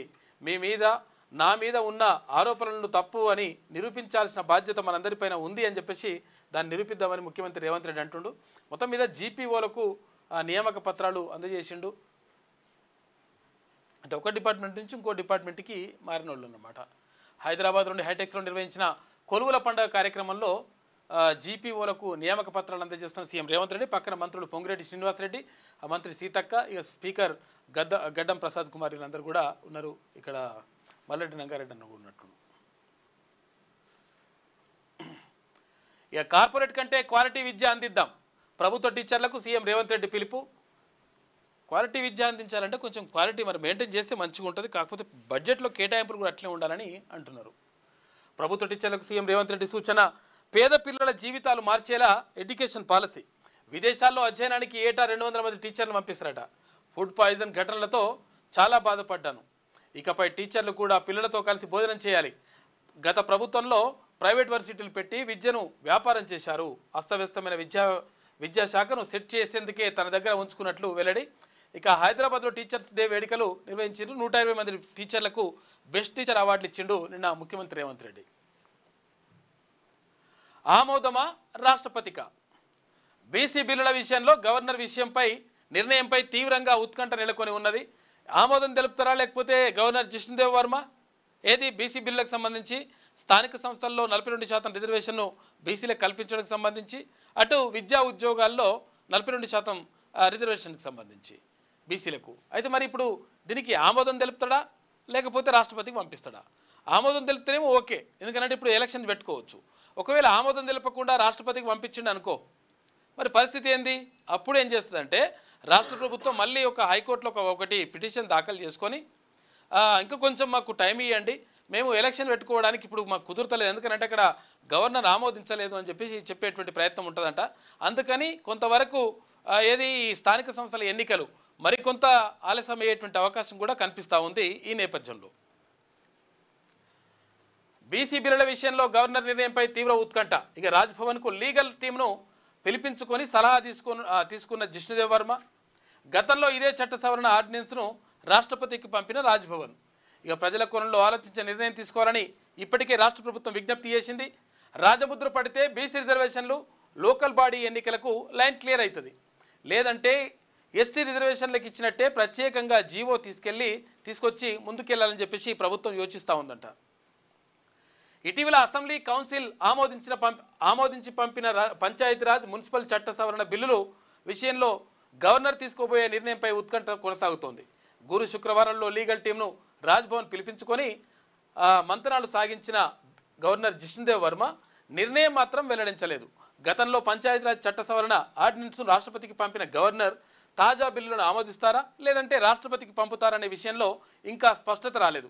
వరుసగా 3 రోజులు సెలవులు కావడంతో దీనిపై సోమవారం క్లారిటీ వచ్చే అవకాశం ఉందని రాజ్భవన్ వర్గాలు చెప్తున్నాయట. మరి చెప్తూనే మంచిగానే ఉన్నది కానీ ఆమోదం చెప్తాడా అంటే చెప్తాడా మరి చెప్పడో అర్థం కానటువంటి పరిస్థితి. మ్యాక్సిమం చెప్పకపోయే అవకాశం ఉందంట. దీంతో ఏమవుతుంది, రాష్ట్రపతికి పంపిస్తాడు. రాష్ట్రపతికి పంపిస్తే ఒక రకంగా ఏమవుతుంది, పెండింగ్ పెట్టినట్టు లెక్క. పెండింగ్ పెడితే ఏమవుతుంది, ఇక్కడ లోకల్ బాడీ ఎలక్షన్లు ఏవైతే సర్పంచ్ ఎలక్షన్లు, ఎంపీటీసీ, జెడ్పీటీసీ ఈ అన్ని ఎలక్షన్లు లేట్ అయ్యేటువంటి అవకాశం ఉంటుంది. పరిస్థితి ఆడున్నది లెక్క. బీసీలకు సంబంధించి ఇట్లా ఉంటుంది లెక్క. ఇక ఎన్కౌంటర్లో 6 మావోయిస్టులు మృతి. ఛత్తీస్గఢ్లో జరిగిన ఎన్కౌంటర్లో 6 మావోయిస్టులు మృతి చెందారు. అబూజ్మడ్ అడవుల్లో మావోయిస్టులు సమావేశమయ్యారన్న సమాచారంతో భద్రతా బలగాలు సెర్చ్ ఆపరేషన్ చేపట్టినాయంట. ఇక హైడల్ పవర్ డబుల్. రాష్ట్రంలో భారీ వర్షాలతో జల విద్యుత్ ఉత్పత్తి భారీగా పెరిగింది.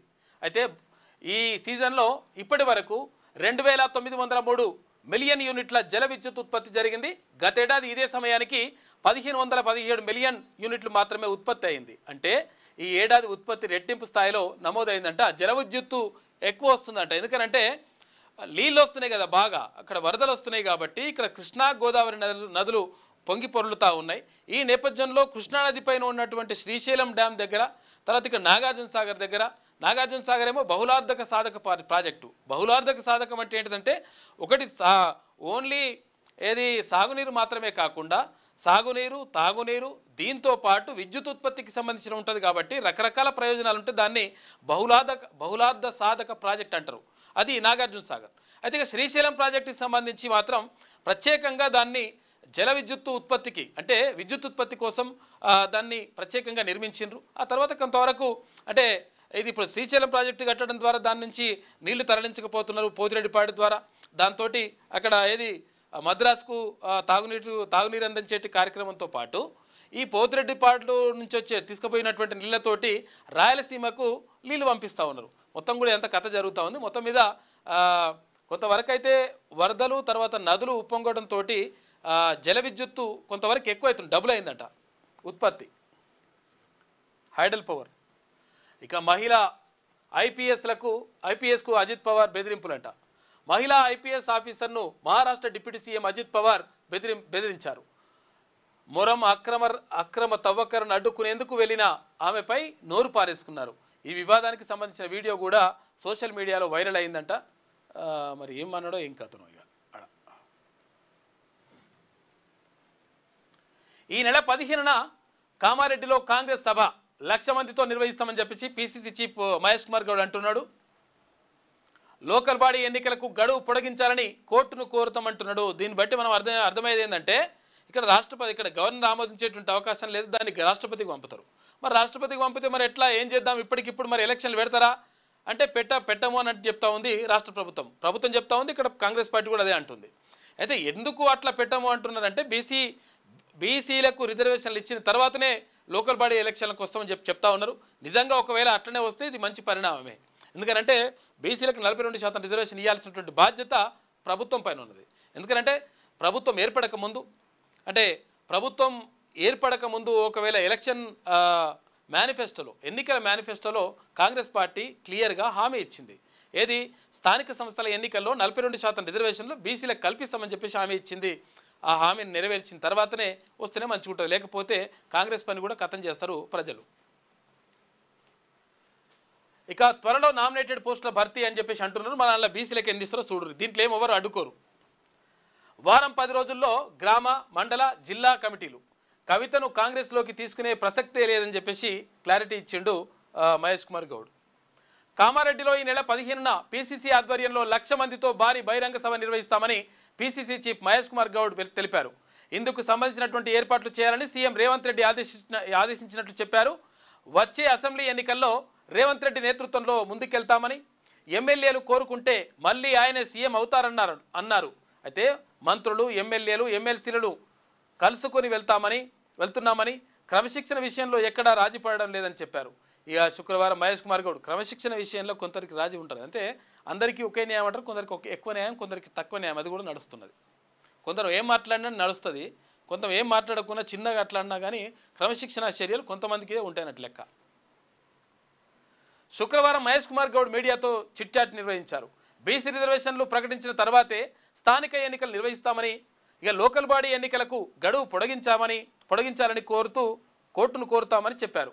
రిజర్వేషన్ల బిల్లును అసెంబ్లీలో తీర్మానం చేసి గవర్నర్కు పంపించామని, ఇక ప్రజాకోణంలో చూసి ఈ బిల్లును ఆమోదించాలని విజ్ఞప్తి చేశారు. కాంగ్రెస్ పార్టీ మూల సిద్ధాంతం సామాజిక న్యాయమని, అందుకే బీసీ రిజర్వేషన్ల కోసం చట్టాలు చేశామని, ఇది తన హయాంలో జరగడం అదృష్టంగా భావిస్తున్నానని చెప్పేసి మహేష్ కుమార్ గౌడ్ అంటుండూ నిజంగా ఆ పని చేసి చూపెట్టండి. ఎందుకంటే బీసీ రిజర్వేషన్లకు సంబంధించి స్థానిక సంస్థలే కాదు, మీరు ఇచ్చినటువంటి ఇక్కడ ఏంది విద్యా ఉద్యోగాల్లో కూడా అది కూడా కల్పించి ఆ ఉద్యోగ నోటిఫికేషన్లు కూడా వేస్తే చాలామంది విద్యార్థులందరూ కూడా తర్వాత ఉద్యోగార్థులందరూ కూడా ఎదురు చూస్తూ ఉన్నారు, నిరుద్యోగులు. కాబట్టి ఇక్కడ స్థానిక సంస్థల ఎన్నికలకు సంబంధించి బీసీలకు 42% రిజర్వేషన్ ఎట్లయితే కల్పిస్తారో దాంతోపాటు ఇక్కడ విద్యా ఉద్యోగాల్లో కూడా రిజర్వేషన్ కల్పించాల్సినటువంటి బాధ్యత రాష్ట్ర ప్రభుత్వం పైన ఉన్నది. ఇక ముంబైలో హై అలర్ట్, మానవ బాంబుతో పేలుళ్ళు అంటూ మెసేజ్ వచ్చిందట. ఇక ట్రాఫిక్ కంట్రోల్ రూమ్కు వాట్సాప్ సందేశం, 400 కేజీల ఆర్డీఎక్స్తో 1 కోటి మందిని చంపుతామని బెదిరిస్తున్నారట. ఇక 14 మంది పాక్ టెర్రరిస్టులు ఇండియాలోకి ఎంటర్ అయ్యారు. లష్కరే జిహాదీ పేరుతో హెచ్చరిక, అప్రమత్తమైన పోలీసులంట. ఇక్కడ ముంబైలో ఏది బాంబులు పెడతామని చెప్పేసి అంటున్నారంట, బాంబులు పెడతామని చెప్పేసి బెదిరింపులు వస్తూ ఉన్నాయట. దానికి సంబంధించి ఒక వార్త కనిపిస్తూ ఉంది, హై అలర్ట్ చేసిందట అక్కడ.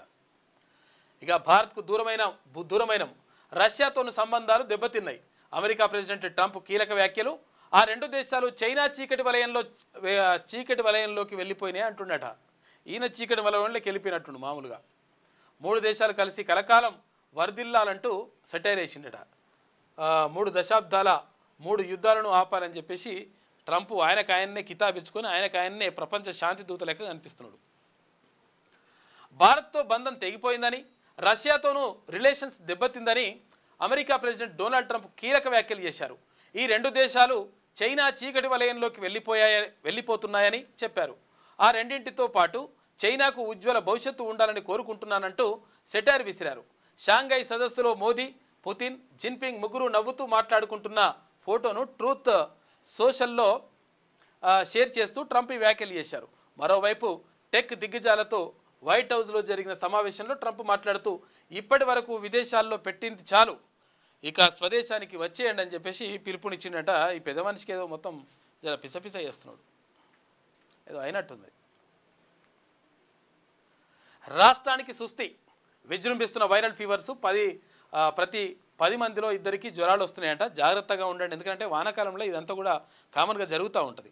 కాబట్టి ఇవి రాకుండా జాగ్రత్తలు తీసుకోవాలంటే ఏంటంటే కొంచెం దోమలు రాకుండా ఇంటి పరిసరాలు పరిశుభ్రంగా ఉంచుకోవడం కానీ, తర్వాత ఆహార పదార్థాలు వేడివేడి తినడం కానీ, ఇట్లా ఇవన్నీ కూడా కొంత వాటర్ నీళ్ళ విషయంలో కూడా జాగ్రత్తలు తీసుకోండి. ఎందుకంటే ఇప్పుడు ఈ వర్షాలు వచ్చినటువంటి నేపథ్యంలో మొత్తం ఇవన్నీ వరదలు వస్తాయి. ఈ వరదలు వచ్చి మోరీలు వీరులు అవన్నీ వచ్చేసి అలా కలుస్తుంటాయి. అందుకని ఇటువంటి కలుషితం అయితే నీళ్ళు. కాబట్టి ఇటువంటి టైంలో కొంచెం కాచి వడవసి నీళ్ళు తాగాలి. కొంచెం నీళ్ళను కూడా మంచి నీళ్ళని తాగితే మంచిగా ఉంటుంది, జాగ్రత్త చూసి తాగాలి. ఆ తర్వాత ఇంటి వాతావరణం కూడా అంతా కూడా పరిశుభ్రంగా ఉంచుకొని దోమలు లేకుండా చూసుకుంటే కొంతవరకు తగ్గుతుంది. కాకపోతే వైరల్ ఫీవర్స్ వస్తున్నాయంటే జాగ్రత్తగా ఉండండి, హాస్పిటల్కి వెళ్ళి చికిత్సలు తీసుకుంటే మంచిగా ఉంటుంది. ఏముందంట, సర్ది దగ్గు ఫీవర్తో హాస్పిటల్స్కు క్యూ కడుతున్నారు. కిక్కిరిసిపోతున్న ప్రభుత్వ ప్రైవేట్ హాస్పిటల్స్. ఆగస్టుతో పోలిస్తే 40% పైగా పెరిగిన జనరల్ ఓపీలంట. ఇక 100లో డెంగ్యూ, తర్వాత టైఫాయిడ్ కేసులు, వరుస వర్షాలు, ఇక వాతావరణ మార్పులే కారణమని చెప్పేసి డాక్టర్లు చెప్తున్నట. రాష్ట్రంలో వైరల్ ఫీవర్ కేసులు పెరుగుతున్నాయి. దగ్గు, జలుబు, జ్వరాలతో బాధపడుతూ జనాలు ఆసుపత్రుల్లో క్యూ కడుతున్నారు. ప్రతి వర్షాకాలంలో వాతావరణ మార్పుల వల్ల వచ్చే సీజనల్ ఫీవర్స్తో పాటు ఆహారం, నీరు కలుషితమై వచ్చేటువంటి డయేరియా, కలరా, వర్షపు నీటి నిల్వతో దోమలు విజృంభించి డెంగ్యూ, మలేరియా, టైఫాయిడ్ లాంటి కేసులు ఎక్కువగా నమోదవుతున్నాయి. దీంతో హైదరాబాద్లోని గాంధీ, ఉస్మానియా హాస్పిటల్, ఇక నీలోఫర్ ఫీవర్ ఆసుపత్రులతో పాటు జిల్లా హాస్పిటల్స్, తర్వాత యూపీహెచ్సిలు, తర్వాత సిహెచ్సిలు, ప్రైమరీ హెల్త్ సెంటర్లు రోగులతో కిక్కిరిసిపోతున్నాయి. రోజు హాస్పిటల్ ముందు వందల సంఖ్యలో జ్వర బాధితులు క్యూ కడుతున్నారు. ఆగస్టులో ఆయా హాస్పిటళ్లలో సగటున 400 నుంచి 600 కేసులు నమోదు కాగా ప్రస్తుతం ఆ సంఖ్య 800 నుంచి 1000కి చేరింది. ప్రధాన ఆసుపత్రుల్లో ఇన్పేషెంట్ల సంఖ్య కూడా భారీగా పెరుగుతుందట. 40% పైన పెరిగిన కేసుల సంఖ్య సమస్య తీవ్రతను తెలియజేస్తూ ఉందంట. కాబట్టి జాగ్రత్తగా ఉండండి, ఎందుకంటే ఈ వైరల్ ఫీవర్స్ వస్తున్నాయంట. ఒకవేళ వస్తే హాస్పిటల్కి వెళ్ళి చూపించుకుంటే మంచిగా ఉంటుంది. హైదరాబాద్కు సిబిఐ డైరెక్టర్ ప్రవీణ్ కుసూద్ ఇక శ్రీశైలానికి వెళ్ళొచ్చి నేషనల్ పోలీస్ అకాడమీలో బస చేస్తారట. ఇక నేడు ట్రైనీ ఐపీఎస్లకు లెక్చర్, అనంతరం ఢిల్లీకి పయనం. కాళేశ్వరం కేసును సిబిఐకి అప్పగించిన నేపథ్యంలో ప్రవీణ్ పర్యటనకు ప్రాధాన్యం సంతరించుకున్నది. సిబిఐ వాళ్ళు వస్తున్నారు. ఇక సర్కార్ చేతికి అవినీతి అధికారుల చిట్టా. ఇప్పటికే 5 శాఖలకు సంబంధించి 18 రిపోర్టులు ఇచ్చిన ఏసీబీ. ఆ నివేదికల ఆధారంగా విజిలెన్స్ విచారణకు ప్రభుత్వం ఆదేశాలు జారీ చేసింది. మున్సిపల్, రెవెన్యూ, ఆర్టీఏ, పోలీస్, రిజిస్ట్రేషన్ల శాఖల్లో ఎక్కువ కరప్షన్స్ జరిగినట్టుగా తెలుస్తూ ఉందంట. అవినీతి ఈ శాఖలలో ఉందంట. మున్సిపల్ శాఖలో, రెవెన్యూ శాఖలో, తర్వాత ఆర్టీఏలో, పోలీస్ శాఖలో, ఇటు రిజిస్ట్రేషన్ల శాఖ, ఇవన్నిట్లలో కూడా అవినీతి ఎక్కువగా ఉందంట. కరప్షన్కు సంబంధించినటువంటి రిపోర్ట్ ఇచ్చిందంట ఏసీబీ అధికారులు. ఇక ఈ సౌండ్ భరించలేక వినాయకుడు వెళ్ళిపోతుందంట. ఇలా వినాయకుని శోభాయాత్ర ఉంటుంది.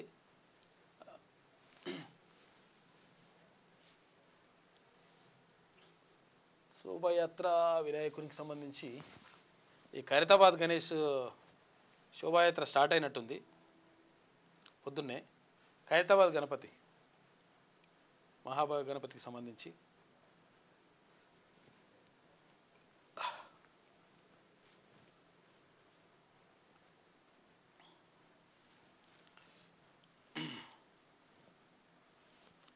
ఇది వెలుగులో ఉన్నటువంటి ప్రధాన కథనాలు. అయితే ఒకసారి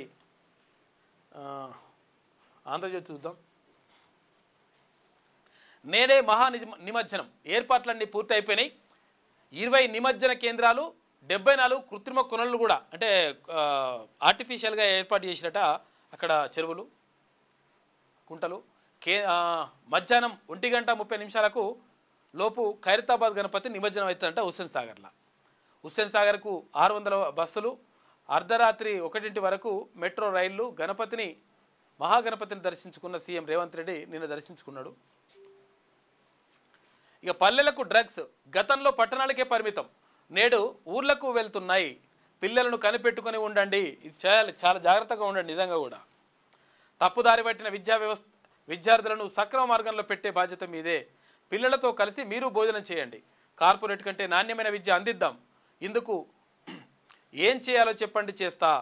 మనమంతా బలమైన తెలంగాణను నిర్మిద్దాం. గురు పూజోత్సవ కార్యక్రమంలో ప్రభుత్వ ఉపాధ్యాయులతో ముఖ్యమంత్రి రేవంత్ రెడ్డి మాట్లాడాడు.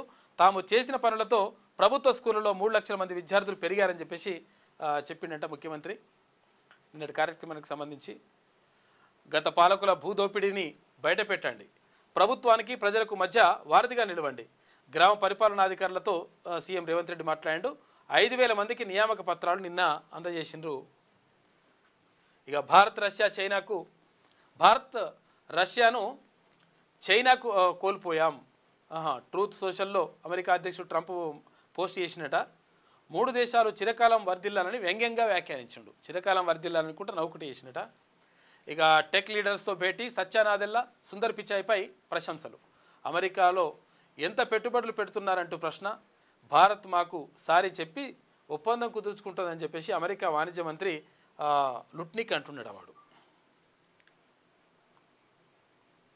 ఇక టార్గెట్ తెలంగాణ. తాజా పరిణామాలని అనుకూలంగా మలుచుకునే దిశగా బీజేపీ అధిష్టానం అడుగులేస్తుందంట. ఎందుకంటే టార్గెట్ తెలంగాణ చేస్తూ ఉందంట. మొత్తం మీద తెలంగాణలో అధికారం రావడానికి ప్రయత్నం చేస్తూ ఉంది భారతీయ జనతా పార్టీ. ఇక బీఆర్ఎస్ బలహీనపడితే బీజేపీ బలం పుంజుకుంటుందనే అభిప్రాయం. 10-11 తేదీల్లో రాష్ట్ర నేతలతో భేటీ, పార్టీ బలోపేతానికి వ్యూహరచన. ఇక ఆపరేషన్ ఆకర్ష్కు శ్రీకారం. బీఆర్ఎస్ నేతలను చేర్చుకోవాలని యోచిస్తూ ఉందంట బీజేపీ. ఇక ఢిల్లీ కనసన్నల్లోనే రాష్ట్రంలో మొదలు కానున్న రాజకీయ కార్యాచరణ అని చెప్పేసి మొత్తం మీద టార్గెట్ తెలంగాణలో అధికారంలోకి రావడానికి ప్రయత్నం చేస్తూ ఉందంట భారతీయ జనతా పార్టీ. తెలంగాణలో పార్టీని బలోపేతం చేసేందుకు వ్యూహాన్ని రూపొందించాలని బీజేపీ అధిష్టానం పావులు కలుపుతోంది. అధికారంలోకి వచ్చేందుకు రాష్ట్రంలో ఎక్కువ అవకాశాలు ఉన్నాయని భావిస్తున్న పార్టీ తాజా పరిణామాలను తమకు అనుకూలంగా మార్చుకోవాలని భావిస్తుంది. ఇక బీఆర్ఎస్లో ప్రజాబలం ఉన్న నాయకులను చేర్చుకోవడమే కాకుండా ఇతర పార్టీల నుంచి వచ్చిన నాయకులతో సమన్వయానికి ఒక కమిటీని కూడా ఏర్పాటు చేయాలని నిర్ణయించిందంట. మొత్తం మీద పార్టీ బలోపేతం దిశగా ముందుకెళ్తుంది భారతీయ జనతా పార్టీ. పన్ను తగ్గింపు ఫలాలు ప్రజలకు అందుతాయి. ఈ నెల 22 తర్వాత మాకు చాలా పని ఉంది. పకడ్బందీగా పర్యవేక్షణ కొనసాగుతుంది. ప్రయోజనాలను ప్రజలకు చేరవేస్తామని కంపెనీలు ప్రభుత్వానికి హామీ ఇచ్చాయి. అలా చేయని వాటితో మాట్లాడి తేలుస్తాం. కేంద్ర ఆర్థిక శాఖ మంత్రి నిర్మలా సీతారామన్ మాట్లాడింది. ఇక కార్ల ధరలు తగ్గింపు షురు అవుతుందంట. ఇప్పుడు ఇది టాటా కార్లు 1,50,000 రూపాయల దాకా తక్కువైతాయట. తగ్గబోయే ధరలను ప్రకటించిన టాటా 65,000 నుంచి 1,55,000 దాకా మిగులుతాయంట. జిఎస్టీ తగ్గినా రోగులకు ఊరట దక్కేనా అని చెప్పేసి మరి హాస్పిటల్ ఏం చేస్తే చూడాలి. ప్రైవేట్ ఆసుపత్రులపై అనుమానాలు వ్యక్తమవుతున్నాయంట. ఇక సైనిక శక్తి బలోపేతానికి మెగా డిఫెన్స్ ప్లాన్, అణుశక్తి యుద్ధ నౌకలు, లేజర్ ఆయుధాలు, సాయుధ దళాలకు హైపర్సానిక్ క్షిపణులు 15 ఏళ్లకు రోడ్ మ్యాప్ సిద్ధం చేసిరట. ఇక స్థానిక ఎన్నికలు మరింత ఆలస్యమయ్యే అవకాశం ఉంది. ఇందాకనే అనుకున్నాం మనము. గవర్నర్ వద్ద పెండింగ్లో 2 బీసీ బిల్లులు ఉన్నాయి. రాష్ట్రపతి దగ్గర కూడా మరో 2 ఉన్నాయి. కేంద్రం వద్ద అపరిష్కృతంగా 2 ఆర్డినెన్సులు. బీసీలకు చట్టబద్ధంగా 42% రిజర్వేషన్ ఇచ్చాకే ఎన్నికలకు వెళ్లాలన్న యోచనలో సర్కారు ఉందట. ఉంటే మంచిదే. 30 కల్లా ఎన్నికలు నిర్వహించాలన్న హైకోర్టు గవర్నర్ సానుకూల నిర్ణయంతోనే సాధ్యం. లేని పక్షంలో కోర్టును మరింత గడువు కోరనున్న రాష్ట్ర ప్రభుత్వం అని చెప్పేసి ఒక వార్త కనిపిస్తూ ఉంది. మొత్తం మీద స్థానిక సంస్థల ఎన్నికలు అంటే సర్పంచ్, ఎంపీటీసీ, జెడ్పీటీసీ ఎన్నికలకి జర లేట్ అయ్యే అవకాశం ఉందట. హైదరాబాద్లో సిబిఐ డైరెక్టర్ జోన్ అధికారులతో 2 గంటల పాటు పైగా భేటీ. కాళేశ్వరం కేసు నేపథ్యంలో ఆకస్మిక పర్యటన చేసిందని చెప్పేసి ఒక వార్త కనిపిస్తూ ఉంది. ఇది ఆంధ్రజ్యోతిలో ఉన్నటువంటి ప్రధాన కథనాలు. అయితే ఒకసారి శనార్థి తెలంగాణ చూద్దాం. ఒక అడుగు ముందుకు 10 అడుగులు వెనక్కు. స్థానిక ఎన్నికల నిర్వహణలో సర్కార్ దారుణ వైఫల్యం. మొన్నటి వరకు 42% పంచాయతీ, అది కుదరదని తేలిన అయినా 42% రిజర్వేషన్లను పార్టీ పరంగా కల్పించి ఎన్నికలకు వెళ్లాలనుకున్న కాంగ్రెస్. కానీ యూరియా రూపంలో సర్కారుకు మరో ఎదురుదెబ్బ. రాష్ట్ర సర్కార్పై రైతుల తీవ్ర గుస్తా ఉన్నారు. ఇక ఇప్పట్లో ఎన్నికలు పెడితే కాంగ్రెస్కు గడ్డు పరిస్థితేనని ఇంటెలిజెన్స్ నివేదిక ఇచ్చింది. అందుకే ఎన్నిక మరోసారి వాయిదాకే సర్కారు మొగ్గు చూపుతుందట. సర్కారు తీరుతో జీపీలకు మరిన్ని ఆర్థిక కష్టాలు. పాలక మండలు లేక, ఫైనాన్స్ కమిషన్ నుంచి నిధులు రాక కార్యదర్శులు గగ్గోలు పెడుతురట. గాడికి వచ్చింది కదా. ఒక అడుగు ముందుకు పడుతుంది, 10 అడుగులు వెనక్కికేస్తుందట. స్థానిక సంస్థల ఎన్నికల నిర్వహణ అనేది కాంగ్రెస్ పార్టీ ప్రయోజనాలపై ఆధారపడి ఉంది. ఆ పార్టీకి ప్రయోజనం ఉంటేనే ఎన్నికలు, లేదంటే అంతే సంగతులు. ఇక పాలక మండలు లేని కారణంగా గ్రామ పంచాయతీ కార్యదర్శులు ఎంతటి ఇబ్బందులు పడుతున్నారనే మాత్రం రేవంత్ రెడ్డికి అస్సలు పట్టడం లేదని చెప్పేసి దీంతో వచ్చినటువంటి జీతాలతోటి ఏం చేయాలని అర్థం కాని పరిస్థితిలో ఉండిపోయినట్టే గ్రామ పంచాయతీలు. ఇక ట్రంప్కు జ్ఞానోదయం. భారత్కు మేము దూరం అయ్యాం. కపట బుద్ధి గల చైనాకు భారత్, రష్యా దగ్గరయ్యాయి. 3 దేశాల మైత్రి చాలా కాలం కొనసాగవచ్చు. వాటికి సంపన్నమైన భవిష్యత్తు ఉంది. అమెరికా అధ్యక్షుడు డొనాల్డ్ ట్రంప్ ఇట్లా వ్యంగ్యంగా మాట్లాడినట. ఇక బీఆర్ఎస్లో కేసీఆర్ సుప్రీం. ఏ విషయంలోనైనా పార్టీదే తుది నిర్ణయం. హైడ్రాతో రియల్ ఎస్టేట్ కుప్పగోలింది. ఎన్ఆర్ఐలు పెట్టుబడులు పెట్టట్లేదు. బీఆర్ఎస్ ఎమ్మెల్యే హరీష్ రావు మాట్లాడుతున్నాడు. ఇక హైదరాబాద్కు సిబిఐ డైరెక్టర్, కోటిలోని సిబిఐ అధికారులతో భేటీ. ఇటీవలే కాళేశ్వరం వ్యవహారాన్ని సిబిఐకి అప్పగించిన రాష్ట్ర సర్కార్. అయితే సిబిఐ చీఫ్ రాకతో కాళేశ్వరం అంశంలో వేగం పుంజుకోవచ్చనే ప్రచారం జరుగుతుంది. హైకోర్టు స్టే పైన మంత్రాలు జరుగుతున్నాయట. ముదిరాజులను బీసీఏలో చేర్చాల్సిందే, లేకపోతే మరో ఉద్యమాన్ని లేవదీస్తాం. రాష్ట్ర ముదిరాజ్ కార్పొరేషన్ చైర్మన్ బుర్రా జ్ఞానేశ్వర హెచ్చరిక. రాష్ట్రంలో అత్యధిక జనాభా మాదే, అయినా అన్యాయానికి గురవుతున్నామని చెప్పేసి ఆయన ఆవేదన వ్యక్తం చేస్తున్నట. కవిత నిర్లక్ష్యం వల్లే బీఆర్ఎస్కు రిజైన్ చేశా. ఓకే. లిక్కర్ స్కామ్లో కవిత అరెస్ట్ కలిచివేసింది. అవినీతి పరులతో ఉండలేకనే పార్టీని వీడిన అధికారాన్ని అడ్డం పెట్టుకొని కల్వకుంట్ల ఫ్యామిలీ తెలంగాణను అడ్డగోలుగా దోచుకుంది. మాజీ మంత్రి ఎమ్మెల్యే కడియం శ్రీహరి మాట్లాడుతున్నాడు. ఇప్పుడు పసిడికి రికార్డు ధర 10 గ్రాములకు 1,10,000 రూపాయలు వలుకుతుందట. ఇక 6 రోజుల్లో 6,000కు పెరుగుదల. డాలర్ బలహీనపడడంతో ఇక్కడ బంగారం ధర పెరుగుతూ ఉంది. కార్పొరేట్కు ధీటుగా సర్కార్ బడులు. విద్యారంగానికి ఏటా 40,000 కోట్ల రూపాయలు ఖర్చు చేస్తామని చెప్పేసి ముఖ్యమంత్రి రేవంత్ రెడ్డి అంటుండు. గతంలో KG to PG ఉచిత విద్య అమలు కాలేదు. ప్రస్తుతం ప్రభుత్వ బడుల్లో నర్సరీ, LKG, UKG పెట్టబోతున్నాం. కాంట్రవర్సీ అయినా విద్యాశాఖ నా దగ్గరే ఉండాలనుకున్నా. ముఖ్యమంత్రి రేవంత్ రెడ్డి ఖైరతాబాద్ మహాగణపతిని నిన్న దర్శించుకున్నాడు. చదువులెట్ల సార్? రాజన్న సిరిసిల్ల జిల్లా JNTలో వసతుల కరువు. ఇక కట్టని బిల్డింగు, కాంట్రాక్టు ప్రొఫెసర్ల బోధన, ఇక కిరాయి భవనాల్లోనే హాస్టల్ నిర్వహణ. అంధకారంలో 1,100 మంది విద్యార్థుల భవిష్యత్తు. కలెక్టరేట్కు విద్యార్థుల నడక, సమస్యలు పరిష్కరించాలని వాళ్ళు విజ్ఞప్తి చేస్తారు. ఇక ఇట్లున్నది కథ, JNT కథ. రాజన్న సిరిసిల్ల జిల్లాలోని ఇంజనీరింగ్ కాలేజీ విద్యార్థులు తీవ్ర ఇక్కట్లు ఎదుర్కొంటున్నారు. 4 ఏళ్ల కిందట పెట్టిన JNTU కాలేజీలో ఇప్పటికీ మౌలిక వసతులు లేవు. ఇటువంటి పరిస్థితి ఉన్నది. యూరియా కష్టాలు తీరినట్లే. రాష్ట్రానికి 20,000 మెట్రిక్ టన్నుల యూరియా కేంద్రంపై ఒత్తిడి తెచ్చి వాటా సాధించాం. రైతులు పడిగాపులు కాసే పరిస్థితి ఉండదు. రాష్ట్ర మంత్రి తుమ్మల నాగేశ్వరరావు టోకెన్లు జారీ చేసి యూరియా సరఫరా చేయాలని చెప్పేసి అధికారులకు ఆదేశాలు జారీ చేసిండు. ఇక ప్రతాప్ రెడ్డి చేతిలో మరో యువకుడు బలి అని చెప్పేసి ఇదేందో ఇది.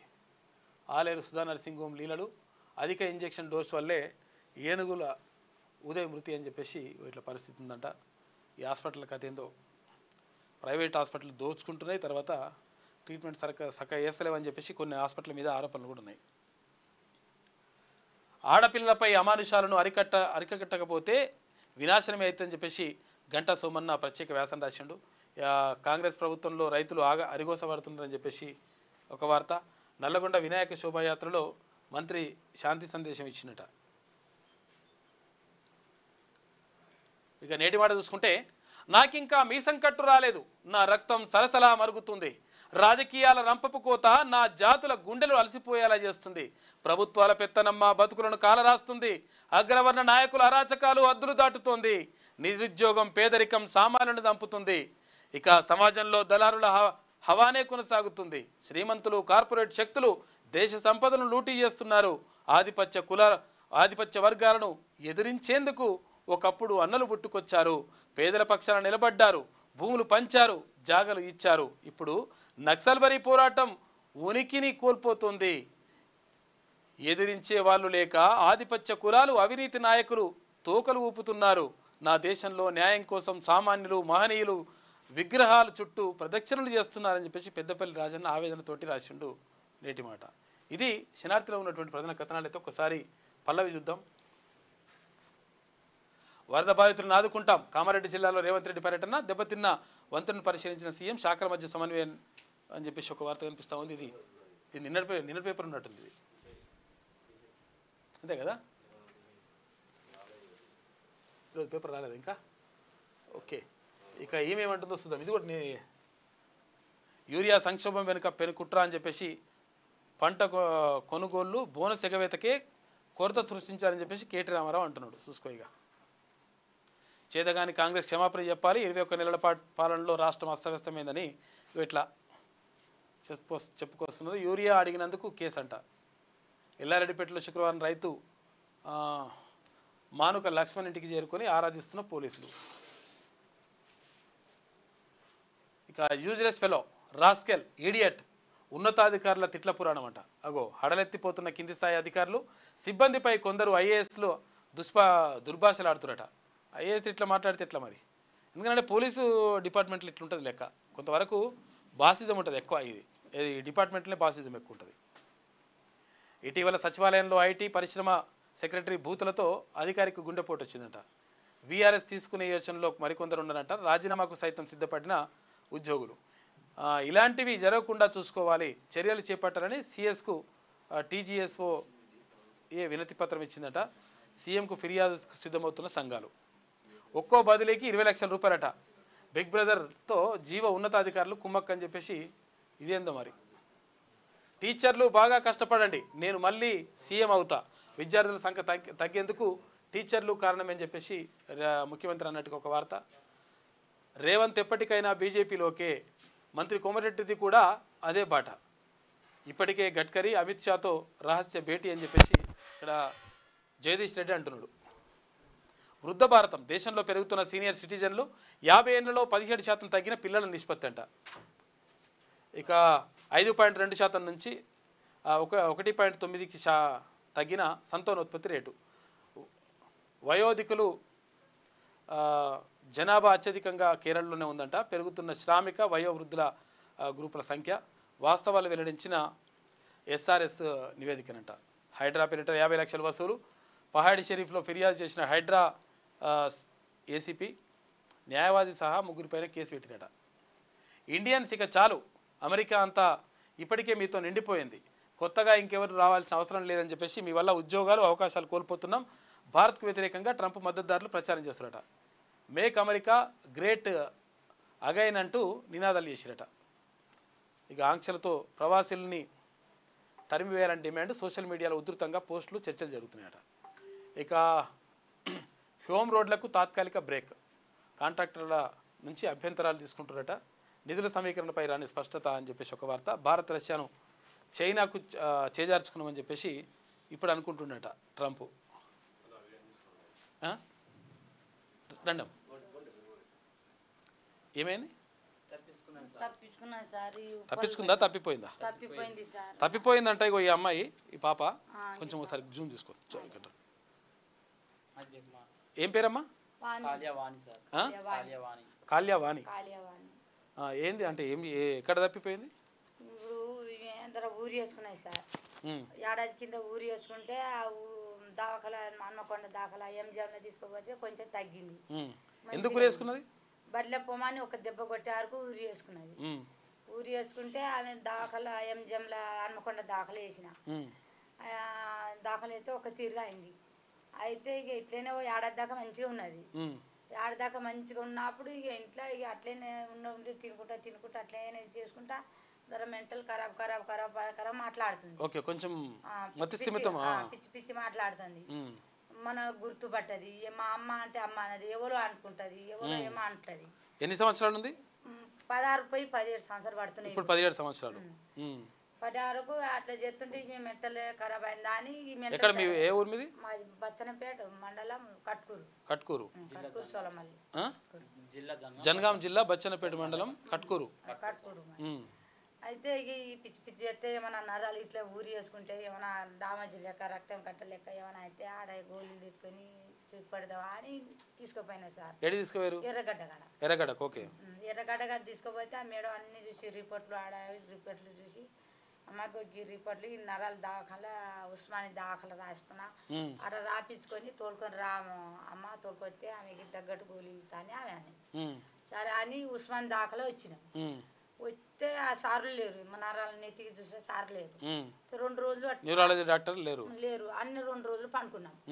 2 రోజులు పండుకుంటే ఇక పిచ్చి పిచ్చి అట్టనే చేస్తుంది, లేచిపోతుంది, ఇటు తిరుగుతుంది, అటు తిరుగుతుంది, ఇక మనకు గుర్తుపట్టది. అలా గుర్తుపట్టేది. ఏం పేరు? కాల్యావాణి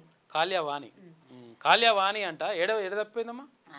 వస్తే ఇక వాళ్ళు డాక్టర్ వస్తే అమ్మ ఈ ఉస్మాన్ అక్కడ డాక్టరు ఎల్సెల్ తీసుకోరా, అది రిపోర్ట్ ఇవ్వలే, ఇచ్చింది ఇట్లా ఫోటోలు దించిన రిపోర్ట్ ఇవ్వలే, ఒకటి కాగితాలు ఇచ్చారు. ఈ రిపోర్ట్ తీసుకోరా అమ్మ, దానికి ఏం పట్టిందో మేము పట్టించి చూస్తాం అని చెప్పి ఆరకు హైదరాబాద్ ఎక్కినాం. హైదరాబాద్ ఎక్కితే ఈ చిన్న ఆధార్ కార్డు ఉన్నది, ఆయన పైసలు అన్నీ అయిపోయినాయి. పైసలు ఇవ్వాలమ్మ 150 జనగం ఎక్కితే 150 ఇవ్వని ఆమె సార్ అన్నాడు. సార్ నేను దాఖలు తిరిగి సత్తున్నాను సార్, పైసలు లేవు సార్ అని అన్నారు. వదులు పైసలు లేకుంటే దిగుమని ఆడ దించేసుడు కాడ ఆధార్ కార్డు ఉంటే ఎక్కిస్తుంటే పైసలు ఇవ్వమంటుంది, ఏజ్ తక్కువ ఉన్నదని. ఆడ దించే ఆరకు ఇక ఉప్పల బస్సు దొరికింది. ఉప్పల్లో వచ్చి దిగినాం. సంచులు పట్టుకొని దిగిందా? ఆమె దిగింది. సంచులు పట్టుకొని ఇక కుర్చీ కాడ పక్కకు పెట్టి ఇట్లా వంగి పెట్టి ఆరకు 2 బస్సులు వచ్చినాయి. అట్లా హైదరాబాద్ కాంచి ఇటు వచ్చినాయి. వచ్చేవరకు ఈ బస్సు జనగాం పోతుంది అన్న అంటే జనగాం పోదు అని ఈ బస్సు అంటే ఈ బస్సు చెప్తే ఇటు ముంగట నిలబడేది.